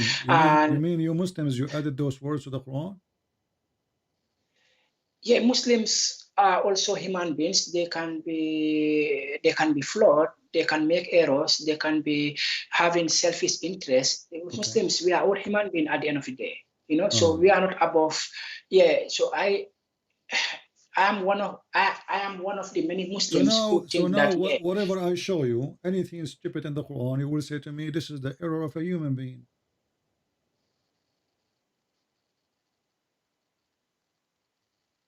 Whatever is, no, I will not do that. Yeah, anything I show you now, you will say to me, well, I don't agree with it. This is obviously error of a human being. This is somebody added there. So why you are calling me, my friend? Why you call yourself a Muslim? Why you call yourself a Muslim if there's no book left to follow? How you follow the book which you cannot trust? You are saying to me that those verses is added by Muslims. So how you follow this book if you don't trust the book? Yeah, I follow this book simply because there are many other wisdom, other what? that touch my heart. Yeah, there are many wisdom passages. Wisdom? That Okay, touch my heart. give me an example. Give me an example of the wisdom. Because there's many wisdom. Give me the wisdom. Give me the best wisdom you have in the Quran. Yeah, come on, bro. Come on. There are many wisdoms in the Give Quran. me one. For example, give me the best one. Huh? Give me the best one. Yeah, for example, the Quran says that if you will kill one man, it's like you kill the whole mankind. You remember this? So why the Quran says kill them wherever you find them? Yeah, but this is a war situation also. This is a conflict situation. This is a situation. So a second ago, non-killing is wisdom. A second after, killing is wisdom. We were talking, my friend, hold on. First of all, the verses you are quoting for me, Muhammad was quoting the Torah. This is not Allah. No, what I'm telling you, he was quoting the Torah. It says, even in there it says, for this reason it was prescribed for the children of Israel that whoever slay a soul, unless, like for not justice reason, he is as the same as someone who is slaughter everybody, and this is in the 10th commandment. Don't kill. So Muhammad is quoting the Jews. This is not Islam. The verse after it, Muhammad he says, kill everybody. Those who they are against Allah, wage war on Allah, not wage war by taking sword. Now, right now, the punishment for me for speaking against Muhammad is death. This is waging war in Islam. So the punishment of those who wage war against Allah and His apostle and strive, make mischievement in the land, is what? They will be murdered. But even there in your translation says they should be murdered. Do you see it? It says they should be murdered, or they should be crucified, or we should cut their hands. So how the one who kill a human being for no crime he commit, was I did not commit a crime. This is what the verse is saying. If I did not kill anyone, I should not be killed. If I did not kill specifically, I should not be killed. The verse after it says, the one who is against the Prophet, kill him and cut his hands and put him in the cross. But you can see verse 33 is saying that those who wage war against Allah and His apostle and strive to make mischief in the land. So this is specifically isolating this group of people who are waging war against Allah and His apostle. And also, so you agree? You support killing me? No, I will not do that. I will not. I don't support me killing. It's not up to you. I will not kill. I am according to your verse. According to your verse, now I'm causing mischievement in the land. No, you are not causing mischievement. I think hold on, just to show you that you are a hypocrite person. Isn't it the Quran chapter 9 verse number 9 speaking about talking about killing the Christians and the Jews just because they don't believe in Islam? No, this verse 33, I can see that it says waging Don't tell war me history. against The Allah. verse in the front of you, it says, fight those who don't believe in Allah nor the last day. It doesn't say those who fight you. It says fight against those who believe in Allah. Who fight against those who believe not in Allah. So number one reason, what? They believe not in Allah. Number two reason, no the last day. But third reason, they don't forbid what Muhammad forbid, which means they don't follow Islam. Number four reason, those who don't acknowledge the truth, religion of truth, which means they refuse Islam. From the people of the book, and this, so all the crime they did, they refuse Islam, and now we have to kill them. So how you say to me, the Quran, the wisdom says if you killed one man, as if you killed all mankind, and now you want to kill anyone just because you don't accept Muhammad to be a prophet? Yeah, but you can also see that there is this verse that says that if you kill one man, you kill the whole mankind. How that so work, now my friend? Muhammad, all what he did, he justified the killing now. That if you kill one man, if you read the verse, by the way, this is about killing a Muslim. If you kill a Muslim, as if you killed mankind, but if you kill all the Hindus, it's okay. If you kill all the Christians, okay. You want me to show you the interpretation for the verse? Yes, please. Okay, let us go and see the verse. If you kill a Muslim, and now if this is what it says, what you will do? Are you going to leave Islam? Or say yes, please, just to, playing games? Like I said, I think this religion is too old and too deep. Yeah, too deep. Yeah, I can tell how too deep it is. Yeah. So guys, this religion is too deep. Okay, too deep. It says the sperm coming from the backbone. And too deep, it says that the prophet he can flirt with his. It's too deep. Hold on. And too deep that the prophet he have a privilege. He can flirt with the wife of his son. Very deep. Now read with me. Which book of interpretation you like to read from? Which one is your favorite? I think Ibn Kathir. Ibn Kathir. Let us go to Ibn Kathir. Okay, let us go to Ibn Kathir. Here we go. We want to make you happy. Ibn Kathir.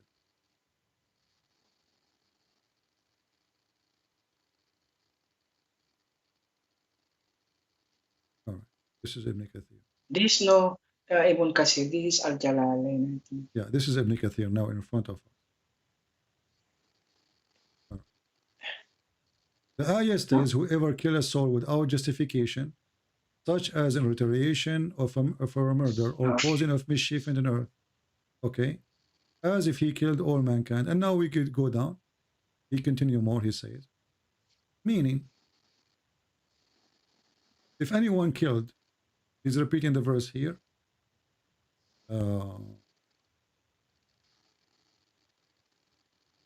Let's see where. Enter Uthman, okay. Do you also know that my friend, the hold other... on. Okay, hold on.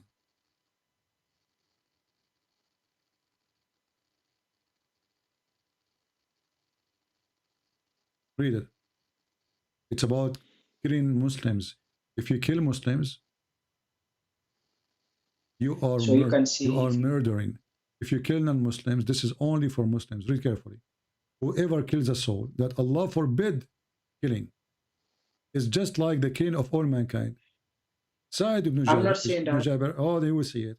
He said, he who allow himself to shed the blood of a Muslim is the like who allow shedding the blood of all people. He who forbid the shedding the blood of one Muslim is like the one who forbid the shedding of the blood of all people. So this verse here, Muhammad is using it to not to kill Muslims, but we can kill Christians. Yeah, it's like whoever kills one soul that Allah has forbidden. One Muslim. It's for Muslims. You cannot kill No, but Muslims. you can say it's one soul. No problem, but the soul of a Muslim believer. Because Allah forbid you from killing a Muslim believer. So whoever kill a soul is forbidden by Allah to be killed. But there's other souls is not forbidden by Allah to be killed. Like the Christians, the Jews, the Hindus, the atheists, etc.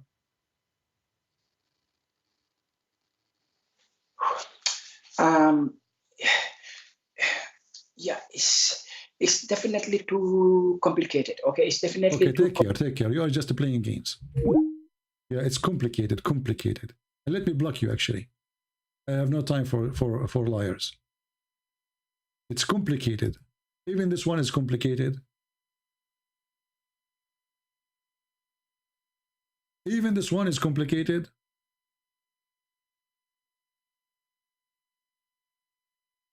There is wisdom in the Quran. What is the wisdom? The sperm coming from the backbone of the man, and a sperm coming from the ribs of the women. And if you go to your wife, son, you're the son of your wife of your son, flirt with her. This is wisdom. This is wisdom, brother. Only Allah can come with such a wisdom.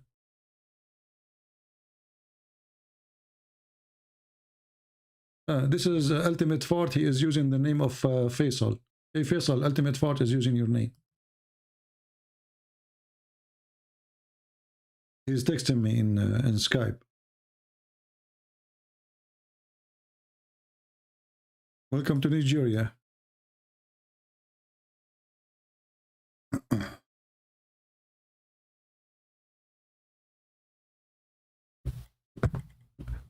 Why you are using somebody else's name, Ultimate Fart?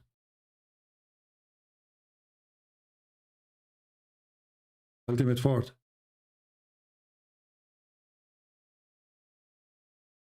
Oh, this is not Ultimate Fart. I was wrong then. Okay. Is that Faisal? Yes, I am. All right, Mr. Faisal. How are you, my friend? I'm good. How are you? I thought somebody using your name. Okay. No, that's actually me. Okay, so what do you want to say to us? You were in here for a while, and you. Yeah, I'm sure just you give me a second. I can't hear your voice very clearly. Just trying to fix my speaker. All right. Fix it, and we will be happy to hear you. You hear me now better? I can hear you, but not that loud, actually. I can barely hear you.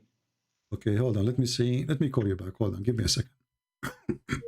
Which is strange because I think this is from your side because the previous caller, he did not complain about my voice. Yeah, the voice is very high in my side. This is only in your side, my friend. So fix your speaker. I will give you a minute or two to fix it. Just text me, tell me that I am ready. Fix your speaker and I will call you. Well, I thought somebody is using his name.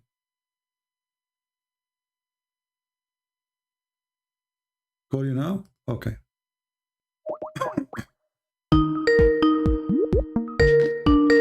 Hello. All right, Faisal, you hear me, my friend? Yes, I can hear you now. All right, what do you like to say to us, Faisal? Thank you for calling first. I appreciate that you're being brave. Yes, it's not actually being brave. I'm just saying what I feel is right. Okay. And what is actually more logical and makes more sense. All right. Go ahead. May I ask? Do you remember my question about Jesus? What was the question? Yeah, may you answer my question then? What is the question? The question is that Jesus, Jesus, the son of Mary, how is he a God? And if you answer this question, how has he become a God? He did not become a God. Jesus did not become a God. Jesus, God, but you're become a Christian. a man. Yeah, for me as a Christian, Jesus does not become a God. Jesus is God who become a man. So he is God by definition. He's God. According to your... Yes, he is God. And let me help you. Do God knew the future? I want to see evidence, please. Okay, I will show you evidence. Do God knows what you hide in your houses? Of course, he does know everything. He's the all-knowing. Can God read your mind? Of course. Okay. Can God forgive sin? Everything. Well, Jesus can do all those things. Your God cannot. Where is that written? Where is that written? All right, here we go. Because I don't want to waste your time and my time. No, I'm good. I'm good. Yeah, I will go to the Quran, so you cannot deny it. In the Quran it says, go, yeah? Okay, in the Quran it says that Jesus, he can create from the mud the bird. Do you agree? I want to see you on the screen. I will put it for you on the screen, no problem. Yeah.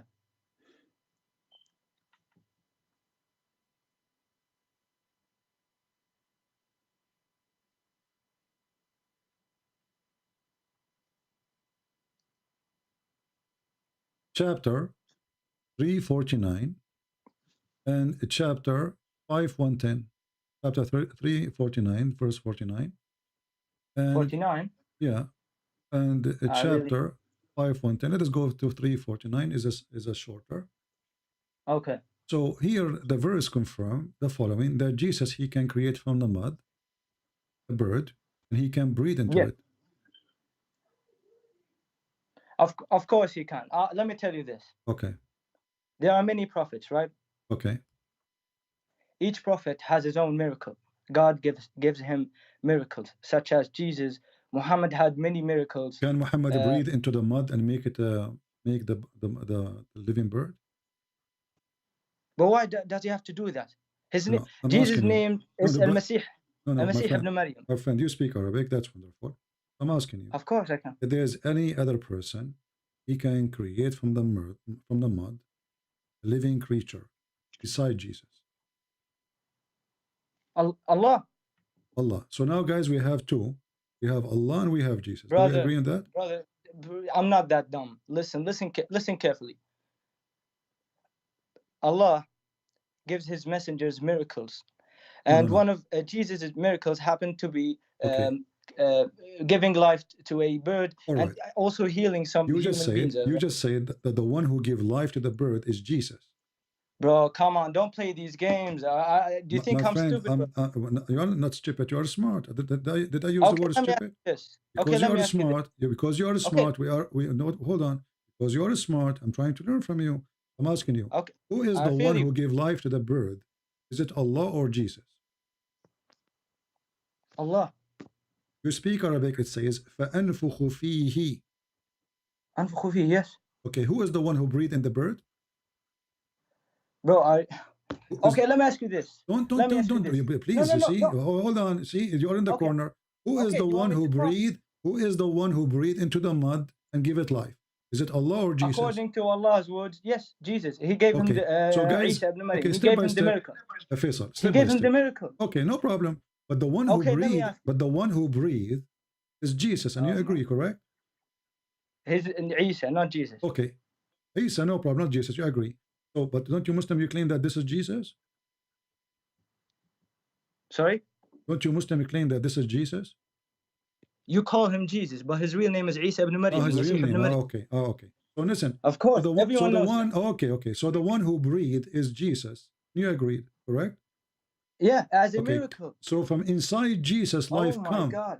How would people follow him if he doesn't have miracles? From inside, my friend, hold on. Let me talk, Faisal.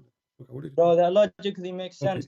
So from inside the breath of Jesus, from the power of the breath of Jesus, there's life is created. Do you agree? Yeah. Okay. Can Allah do the same? Of course he can. He created everything. Prove it. What do you mean prove it? Well, now we have a clear proof that Jesus can do that.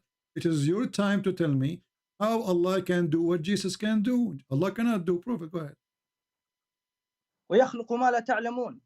This is a statement mean nothing. Allah, he create what you do not. What do you mean? It's under Quran. No, I want you to prove to me that Allah can create anything. Can you prove to me that Allah can? I'm telling you now. No. وَيَخْلُقُ مَا لَا تَعْلَمُونَ. No. It doesn't say translate. People will laugh. Translate. No, you cannot translate. disagree. Okay, it's written there. Translate. People will laugh. No, I can't translate it because I don't know how to say it. Why you cannot? You speak English very well. No, I don't. No, actually, I cannot translate this part. You named it. It's a translation of a human being. Okay, let me ask you this. Translate. Okay, please listen. Christian Prince. Translate. If you may. Translate. This is funny. Because you don't want to translate. What do you mean this is funny? So why you don't translate it? It's very simple sentence. 3 words. Okay, give me 1 second. I'll try and translate. I'm actually English is my second I will help you. By the way. Chapter, you quote for me chapter 16, verse number 8, proving Allah to be a false God. Look at this. Allah, he created horses and mules. Did Allah created the mules? There's a kind, it's called the mules. What do you mean? Where is it? This is the verse you are quoting for me. You do not know what you are quoting, right? You remember a verse, but you don't remember. So there's a delay, I swear. There's a delay. Chapter 16, verse number 8, it says, and Allah is the one who made the horses and mule. There's no creation is created as a mule. Okay. Mule is a sex between donkey and a horse. I know. Okay. But according to the Quran, Allah created a creature by itself. It's called a mule. Okay. I agree with you, because as I've said from before, my knowledge of the Islam is limited. Hold on. Listen. No knowledge. Is that what you? Is that how God? So how this God can be? You don't creator respect others if you do not know that mule is not created as a mule. There's no kind of animals called the mule by creation. This is because of a sex between a donkey and a horse. I don't want to insult anything. Listen, okay, let me tell you this. What is the definition of God? The word God. Don't change the topic. Already you answer. I just showed you that Jesus. I just showed you that Jesus can breathe into the mud and he make it a living bird. So right now, as we speak, there's birds flying in the sky made by Jesus. Your God, Allah, he think he created the mule. Beautiful. That was a miracle. How is the miracle? How this is a miracle? God did not create a mule. Oh my God, he's talking over me. God did not create a mule. God created horse, yes. My God, can you hear me? Okay, I understand you and I admire what you said, but can you listen to me? I'm listening. Okay. Musa alayhi salam. Moses. Do you know him by any chance? No, I do not know him. Have you read about him? No. Are you playing games with me or no? I'm taking this seriously. When you say Musas, you speak about different person. In you Muslims, you have a Musas who went to find the fountain of youth. Is that the same Musas you are talking about? Which Musas you are talking about? This is the problem. You know what's the problem? Is that you don't believe what I'm saying because it's not on the Bible. Okay, let me ask you this. No, it's not because in the Bible. It's because in the Quran you have different. You are the one who said to me his name is Isa and not Jesus, correct? So you have different person. You Muslims, you are Islam is it's his name. It's his. Come on, bro. It's his name. No, my friend. Isa is the son of Maryam, which is the sister of Aaron, which is the daughter of Imran. Isn't it the Quran says? Isn't it the Quran says? Because your prophet is a false prophet. He said that Mary is the sister of Aaron. Why are you talking to a guy who has nothing to do with this? Like, why are you insulting aren't you a Muslim person who? And this is why you are calling me. What kind of God? No, I do not know. What kind of God he think that Isa, which is Isa, is the same Jesus, which is the son of Maryam. This is different Maryam. Maryam, the sister of Aaron, is not Maryam, the sister, the mother of Jesus. And your God, he think that Maryam, she is the daughter of Imran, but Imran is the father of Aaron and the father of Musa. Maryam is Mary. Maryam is Mary. Maryam, the name in Arabic is because Maryam. you changed it. No, we don't change it. We go with Maryam, no problem. We don't say this is the name in English, Maryam. But your prophet, because he is a false prophet, he thought that Maryam, the mother of Jesus, is the same Maryam, the sister of Aaron. And this is why we have a chapter in the Quran called the chapter of Ali Imran. It is true that your Quran claimed that Mary's father, Maryam, father is Imran. Where? Show me. Are you sure you are a Muslim? Of course I am. Okay, so how you are saying to me, show me, you never heard this before? Yeah, I don't want to say what's Here we go. Chapter 3, verse number 35. And Yo, Christian Prince, can you let me speak? The wife of Imran, Why are you talking over me? Can you let me speak? Friend, you said to me, show me. You're not letting me speak. You just said to me, show me. I'm showing you. You're not letting me say a word. Chapter 3. You're not letting me. Chapter 3. Why are you talking? Let me speak. You said to me, show me. You said to me, show me. I'm showing you. You're a prophet. I didn't say not it now. Know even bro, Jesus belonged to who? Go ahead. This guy. Let me speak. Yo, Christian Prince. Aren't you supposed to represent Christianity? No, I'm not representing anybody. Christianity does not need me to present Christianity. So you believe in Jesus, but you're not Christian. No, Jesus, he is the one who presents Christianity, no one. Oh my God, this guy. Don't say, okay, oh let me God. tell you this. Oh my Allah. Don't say, oh my God. You are not a Muslim no more. God is not your Okay, word. let me ask you this. Okay, don't smart ask me. I want you to answer. You are the one who said to me, show me where it says that Mary, she is the daughter of Imran. Imran is the father of Moses. Mary is not the daughter of Imran. Bro, I just answered what kind you, of but a you're not prophet? listening. You do not know who is even I Mary. just said it. Okay, Christian Prince, let me ask you this. Are you with me? No, I'm not. Come on, I'm not joking around. Let me ask you this. With you. Because, the Bible, because Muhammad, was it he says, corrupted? Was what? it? The Bible, was it corrupted by men? So you believe the Bible is corrupted? Yeah, of course. I'm asking you this question now. What I'm saying, my answer is irrelevant to yours. Was the Bible corrupted? Yes or no? That's a wonderful statement, my friend. The Quran says the Bible never be corrupted. Are you accusing Muhammad to be a fraud? How many verses are there in the Bible? Are you accusing Muhammad to be a fraud? Oh my God, bro. Don't How say, many oh my verses God, are there so, oh my in the Allah. Bible? Of course, because the original Bible was corrupted. Therefore, so how the Quran, Bibles, so how and the Quran, authors are unknown. so how the Quran, the verse in the front of you says, confirm what is with them. How it's confirm what is with us, and then it is corrupted.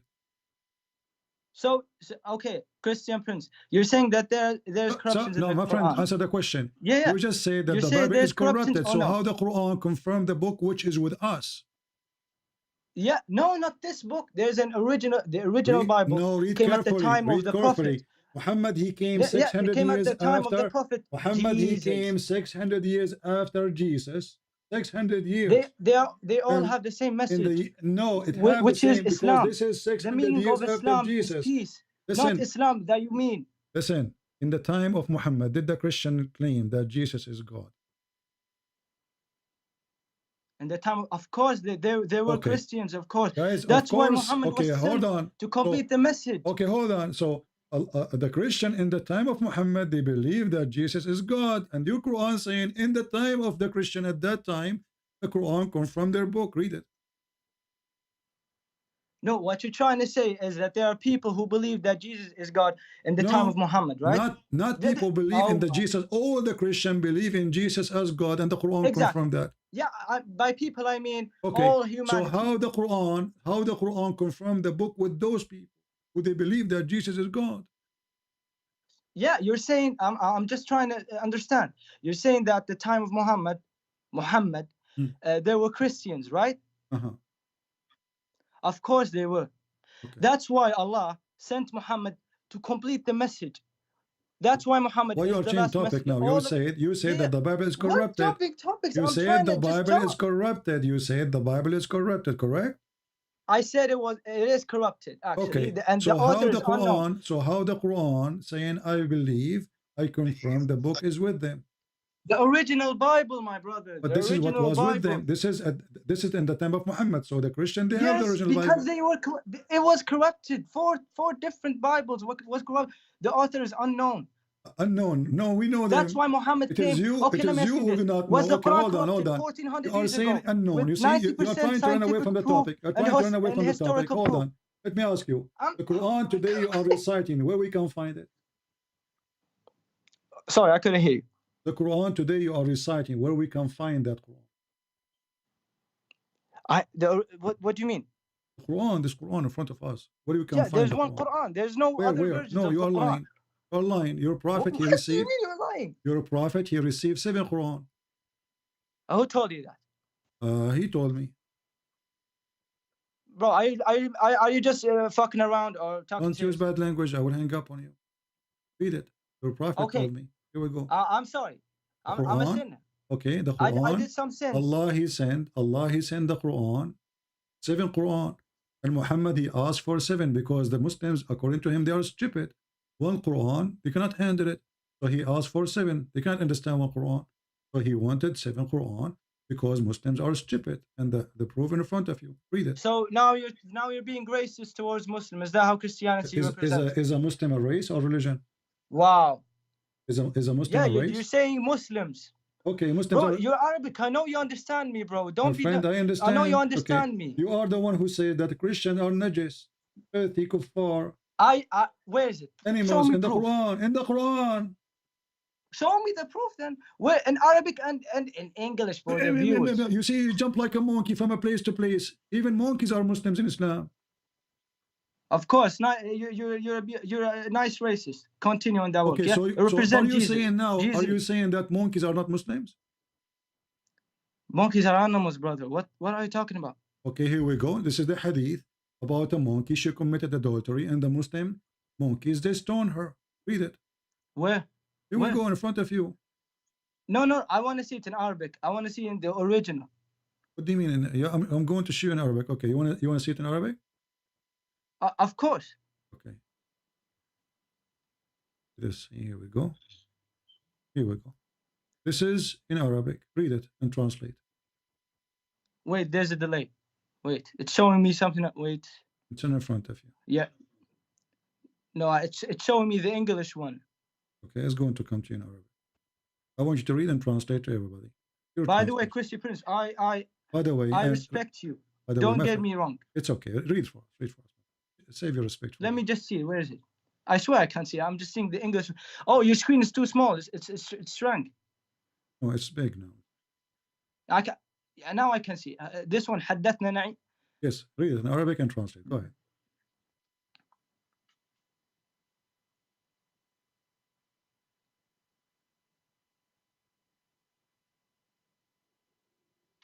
Wait, are you with me? No, I'm not. Okay, give me a second. I'm watching the monkey committing adultery. I love you, Joker. I can't believe that this monkey cheating on her husband. He's a Muslim husband. Where did you find this? You don't tell me where did you find it. They read it. No. Where did you? I'm looking at the Quran. Where did you find this? You're reading the Quran. I'm showing you a hadith. I caught you in 4K. Where did you find this? You caught me in 4K, not 8K? Yeah. Oh, that's good. No, 4K. I'm pretty sure. I have the Quran in front of me. Where did you find this? Well, what do you mean? Don't you speak Arabic? Read it. I caught you. Where did you find this? In the hadith. In the hadith. Can't you read? I said the Quran. No, I said the Quran, not the hadith. Okay, so why the hadith? So why the hadith is saying that the monkeys are Muslims and they follow Sharia law? Can I see who said this hadith? Yeah, it's in front of you. Are you blind? You just read it already. No. The guy who said it, bro. Come on. The guy who said it, bro. This is the one who said that. Can't you read? Right? No, how do you know? How do you know? Is it Sahih Bukhari, Muslim? Let me know. No, this is da'if hadith. What you can do now? Da'if.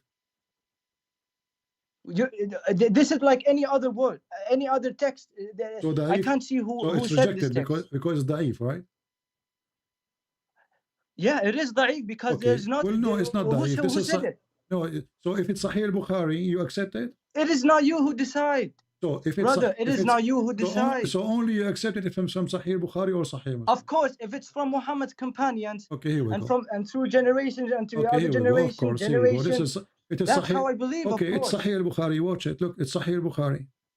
You said you accepted it as Sahih Bukhari. Read it. This is Sahih Bukhari. No, I want to see. Hadith number 3849 al-Bukhari. There's a delay again.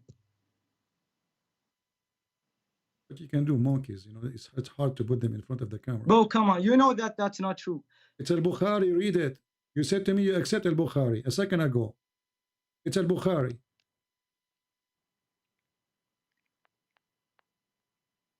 I'm with you, by the way, I'm with you. No, you are not with me because I'm watching the monkeys having adultery, fornications. Are you with me watching? Nice. Yeah, I'm just looking. I just want to make sure if he said that, because you know there's a hadith da'if. Of course, I think you were Muslim. You were an ex-Muslim. Yeah. Al-Bukhari is da'if now. Al-Bukhari, it's you who said to me you accept Al-Bukhari. No, I'm saying I'm looking for the hadith now. This is the hadith in front of you. It's the hadith in front of you. No, through my own info. I'm just trying to see if it's true. If it's hadith da'if or not. Why? How it's going to be da'if? It's in al-Bukhari. Okay, is that how you're gonna play? You're just gonna talk over me and say I'm if it's al-Bukhari, you accept. It's you who said that. If it's al-Bukhari, you accept it. If it's not, you will not. Yeah, but don't you know there's something called hadith da'if? But al-Bukhari have da'if too? There's weak hadiths. By the way, guys, there's weak hadith. Okay, hold on. This is in the Quran too. Here we go. What you will do now? You will say to me, weak Quran? Okay, do you want me to tell you my answer? Don't tell me your answer now. I want you to read the Quran because now you will say to me. Now you will say to me. Now you will say to me the Quran is weak. Here we go. This is the chapter 6, the chapter of animals. Even the chapter name is the chapter of animals. The chapter of animals. Christian, all the animals are believers, and Allah He sent them Quran. Are you gonna talk over me? I'm not trying to answer. You are the one who said this is not true. No, it's in the Quran too. Yeah, Christian Prince. Let me answer. Okay. Okay. What I'm saying is, I don't know. I cannot say anything that I don't that I think I know about. When I don't know this, when I don't know about this hadith, I cannot tell you. Oh yeah, I know. When I don't actually. What about know. the Quran? That's why I'm not gonna talk about it. The Quran okay? says our enemies are believers and they are sent books. Oh, you're talking over. You weren't listening. Nice. Yeah. Where is it? There's not an animal. Yeah. Yeah. Show me in Arabic. Okay, here we go. In Arabic. Well, can I tell you something? No, don't tell me something. Read first. Yeah. After we read this, I'm gonna give you something on your Bible. So you try to escape from the madness. No, I'm not trying to escape. I told you, and even in chat, I said if there's something I don't know, I'm not gonna talk about it. That's how I'm gonna say it. But why you call me racist when I say this is the Quran? The Muhammad, he said I need. No, you said you Muslims. Come on, bro. You know that more than me. You're Arabic. Are you Arabic or no? No, I am Chinese. Bro, I can tell it from your accent, bro. You're Arabic. You were talking Arabic, bro. I'm black, blonde, African, yes, you are American, Arabic, bro. from You're even talking about other countries. Come on, bro. I'm not My that friend, dumb. I don't even speak Arabic, as you see. You just spoke Arabic, bro. I did not. Prove it. Oh, you're also a liar. So why Muslims are making videos saying Christian Prince don't speak Arabic? Bro, you just talked to me. You just talked to me when I said my name. My friend, I do not know Arabic. وما من دابة في الأرض ولا طائر بطير. I'm not speaking Arabic now. This is gibberish. So the Muslim, they have videos saying Christian Prince do not know Arabic. Yeah, that's how you play your viewers. So why Muslims lie then? Why Muslims they say Christian Prince do not speak Arabic? How you play your viewers. Okay, Christian Prince, can I ask you a question? No, don't ask me. Please listen. I want you to answer. You are trying to escape. I said to you, the Quran you are reading today, it is the Quran of who? The Quran you are reading today is the Quran of who? Allah, He sent 7 Quran. You said to me, where you get this from? Yeah, I'm looking. Okay, so Allah, He sends 7 Quran. Why Allah sent 7 Quran? Just give me a sec. I'm looking. Okay.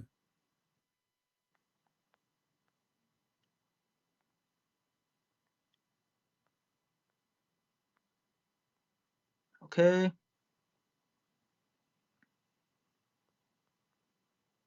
You went in Arabic?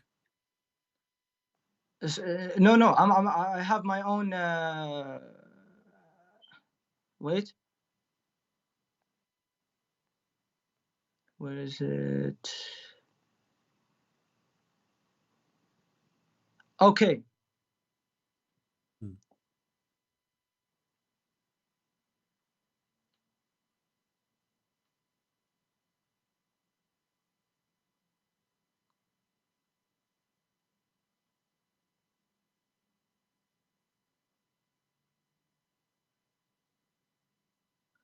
I have the answer, but I only can say in Arabic. I'm sorry. Why? How come you don't speak? You forget English now? No, because the answer is in Arabic, and I'm really bad at translating. The Muslims say I do not know Arabic, so you have to say it in English because I don't understand Arabic. Yes, you know Arabic, but you trust that's not what. We speak here in English. All the audience, I have 1,400 people listening. Nobody speaks Arabic.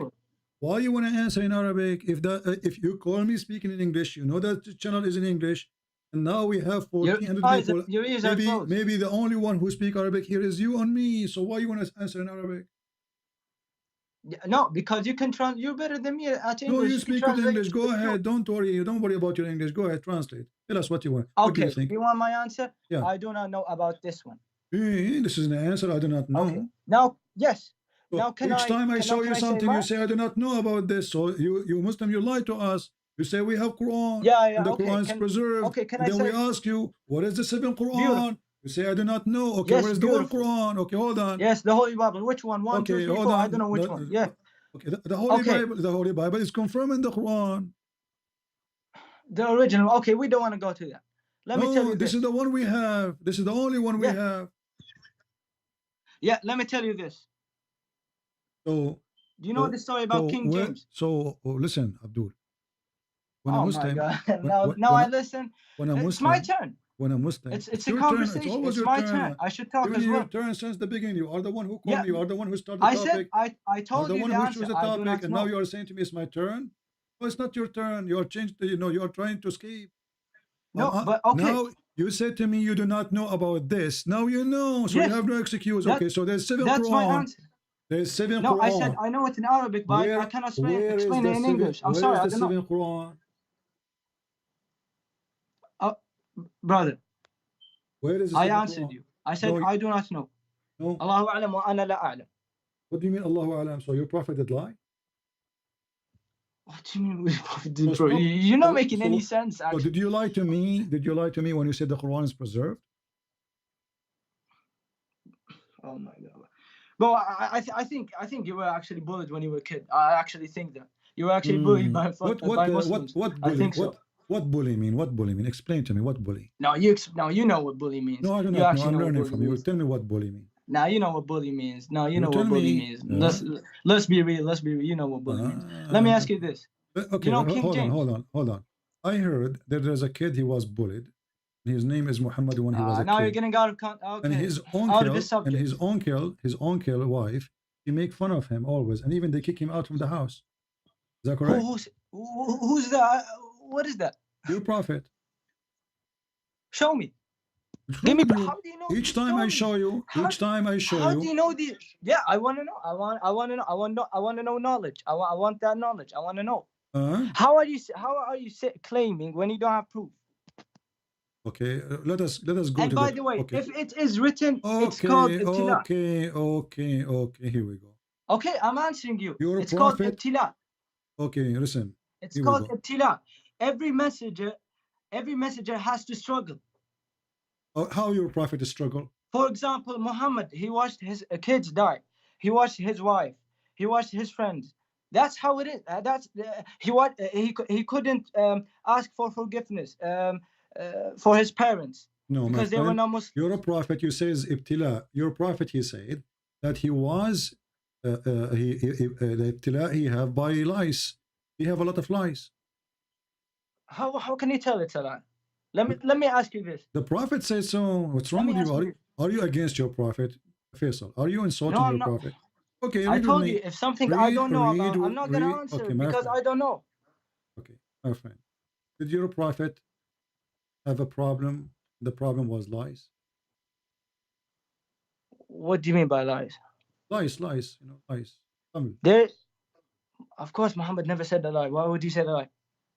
He was full of lies. He wasn't, actually. Why not? He was clean. What do you mean, why not?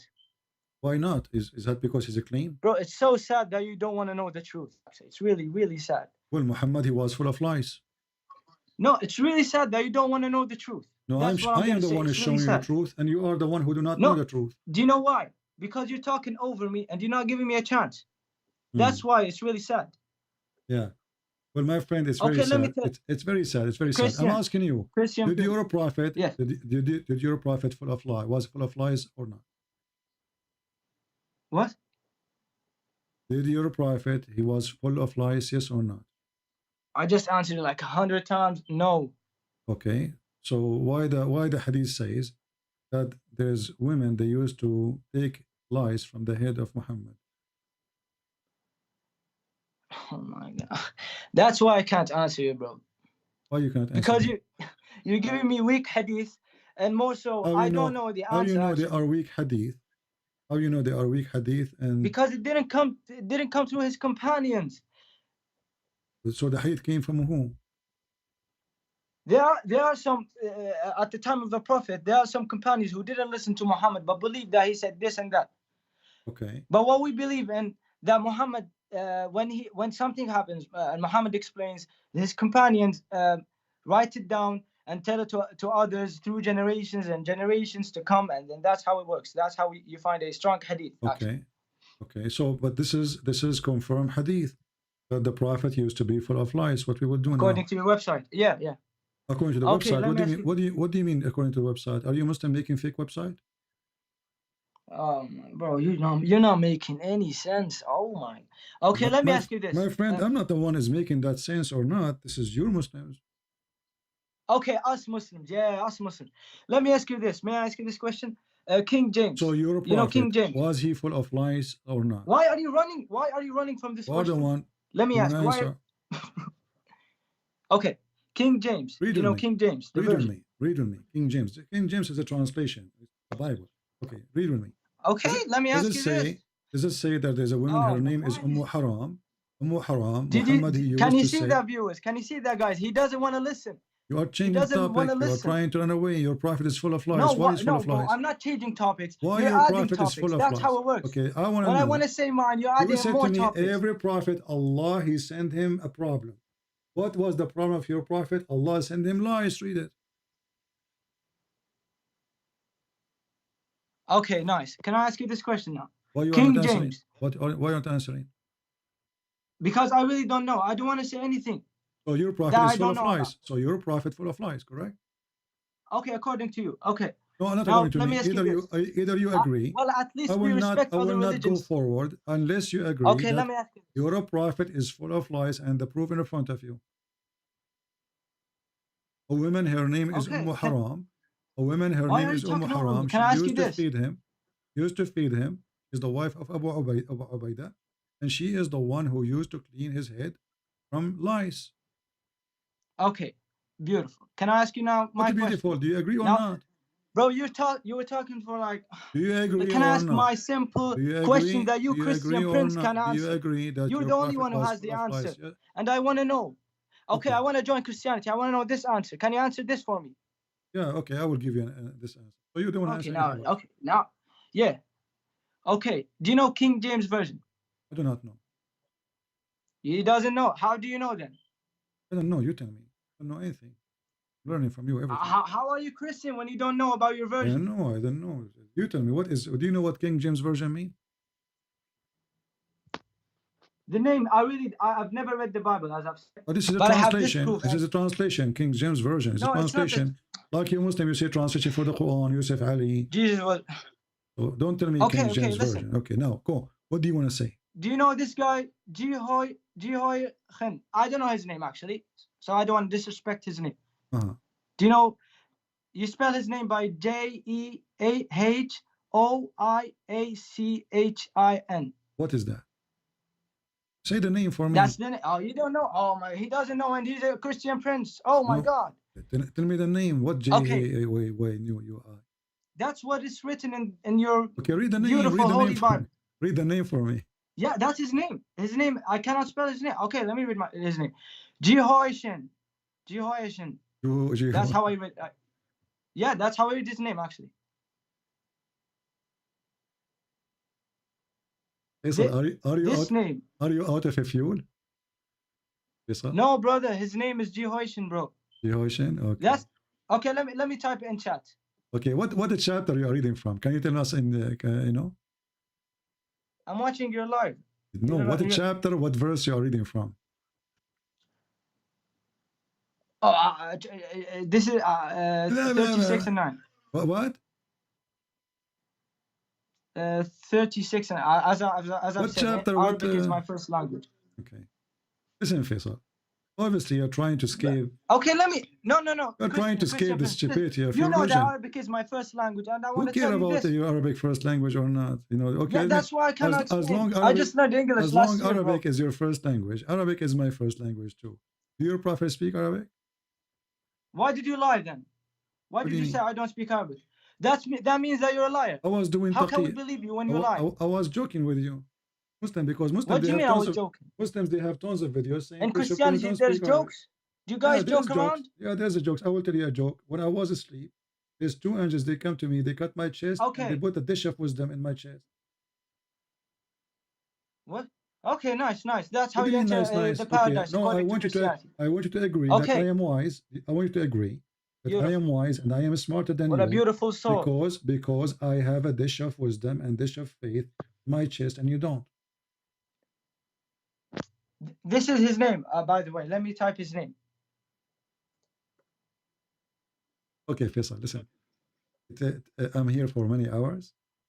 Right? This is his name, by the way, in chat. 4 hours. Okay, finish fast. Yeah. What you want? What's his name? Where's the name? You'll find his name. What's his name?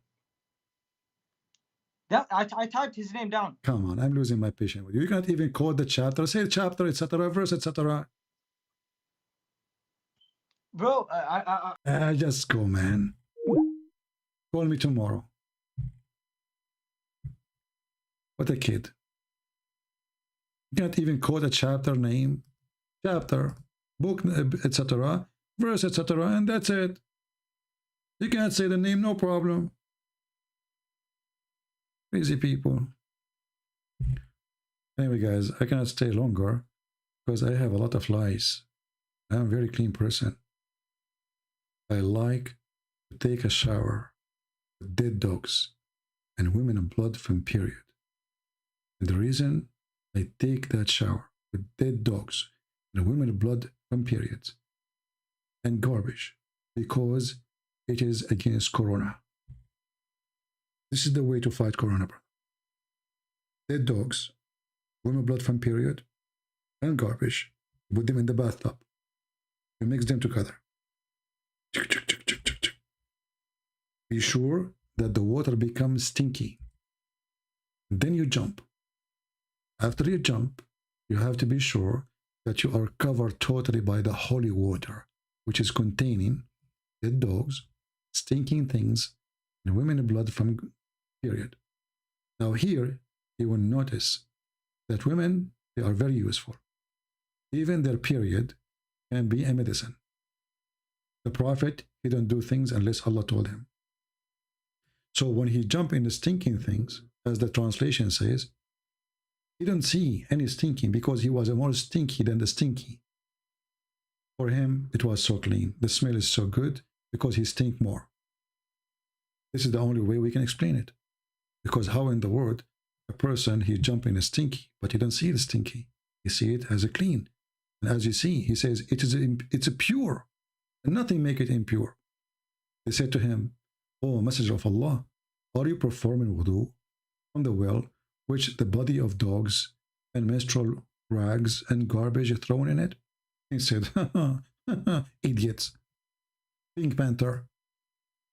Water is always pure and nothing make it impure. In case you are wondering how big this water is, it was in the size of a jacuzzi. And it's not a well, it is a dry well where water from sewage come to it. This is Muhammad, which Faisal trying to defend.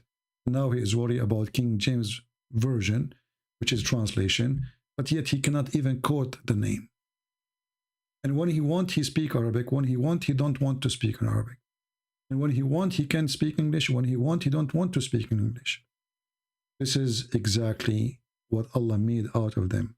And when you say stupid, he say, are you saying you're being racist? Muslim, they call us pigs, monkeys, animals, worst of the creatures, dirty, filthy, whatever. And then the second you say stupid, are you being racist? They play victims.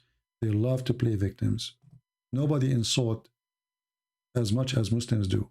All Islam is insult. Insult to the Hindus, to the atheists, to the Christians, to the Jews. The second you put them in their place, they play victims. It doesn't work with me. Anyway, Faisal is welcome to call me again, maybe tomorrow if we go live on air. Guys, I have to go. It's already 4 hours. Did we have a good time? If you think we have a good job for today, as usual, don't forget to make a comment, because comment can bring more people and can force YouTube to suggest our channel for others to watch. Don't forget to give a like. Don't forget to do simple thing. I give from my life long hours. My knee is hurting from sitting and bending my knee for the last 4 hours. It take you only a comment. Say something about something you heard. If you cannot do that, you need to ask yourself, what is the purpose of you to exist, or why you are even here? All of this we are doing for the glory of the Lord. So more and more will leave Islam. Anyone will listen to this, he will die laughing at this cult. And now I have to go, excuse me, because I saw a monkey fornicating against the knowledge of her husband. Her husband he did not know. The poor guy, he is Mr. Chimpanzee. He is decent. He is praying to Allah. And she don't know that this will hurt him badly. She knew for sure. She is an evil female monkey. May Allah curse her. She committed fornication because other male monkey, he have a bigger banana. And you know, size does matter. And I'm talking about banana now as a fruit. Don't take me wrong. So Islam is very convincing. Islam is true from God. The only religion who can come with a lot of stories. Fountain of youth. The guy whose eyes is blessed, he sit in the ground, he make the ground green. Monkey who committed adultery, may Allah curse her. This is why I say to you, if you are single, never marry a monkey. I'm telling you, marry a deer, maybe it's okay. A cow, monkeys, they cheat. I'm telling you, I'm not being racist now against the monkeys, but it's proven by the Prophet of Allah and his companions that monkey females, they are not decent. They do fornication. And me, myself, I will never date a monkey, between two brackets, again. Thank you very much for being here. May the Lord bless you. And this is your brother Christian Prince, was serving you for today. I hope you did enjoy and you learned how silly Islam is. And Islam is not what they say. It is what Islam says, not what the Muslim says. Thank you. God bless you. See you soon after we have more than 20,000 views of the video. So make it happen as soon as possible. So we will be back. God bless.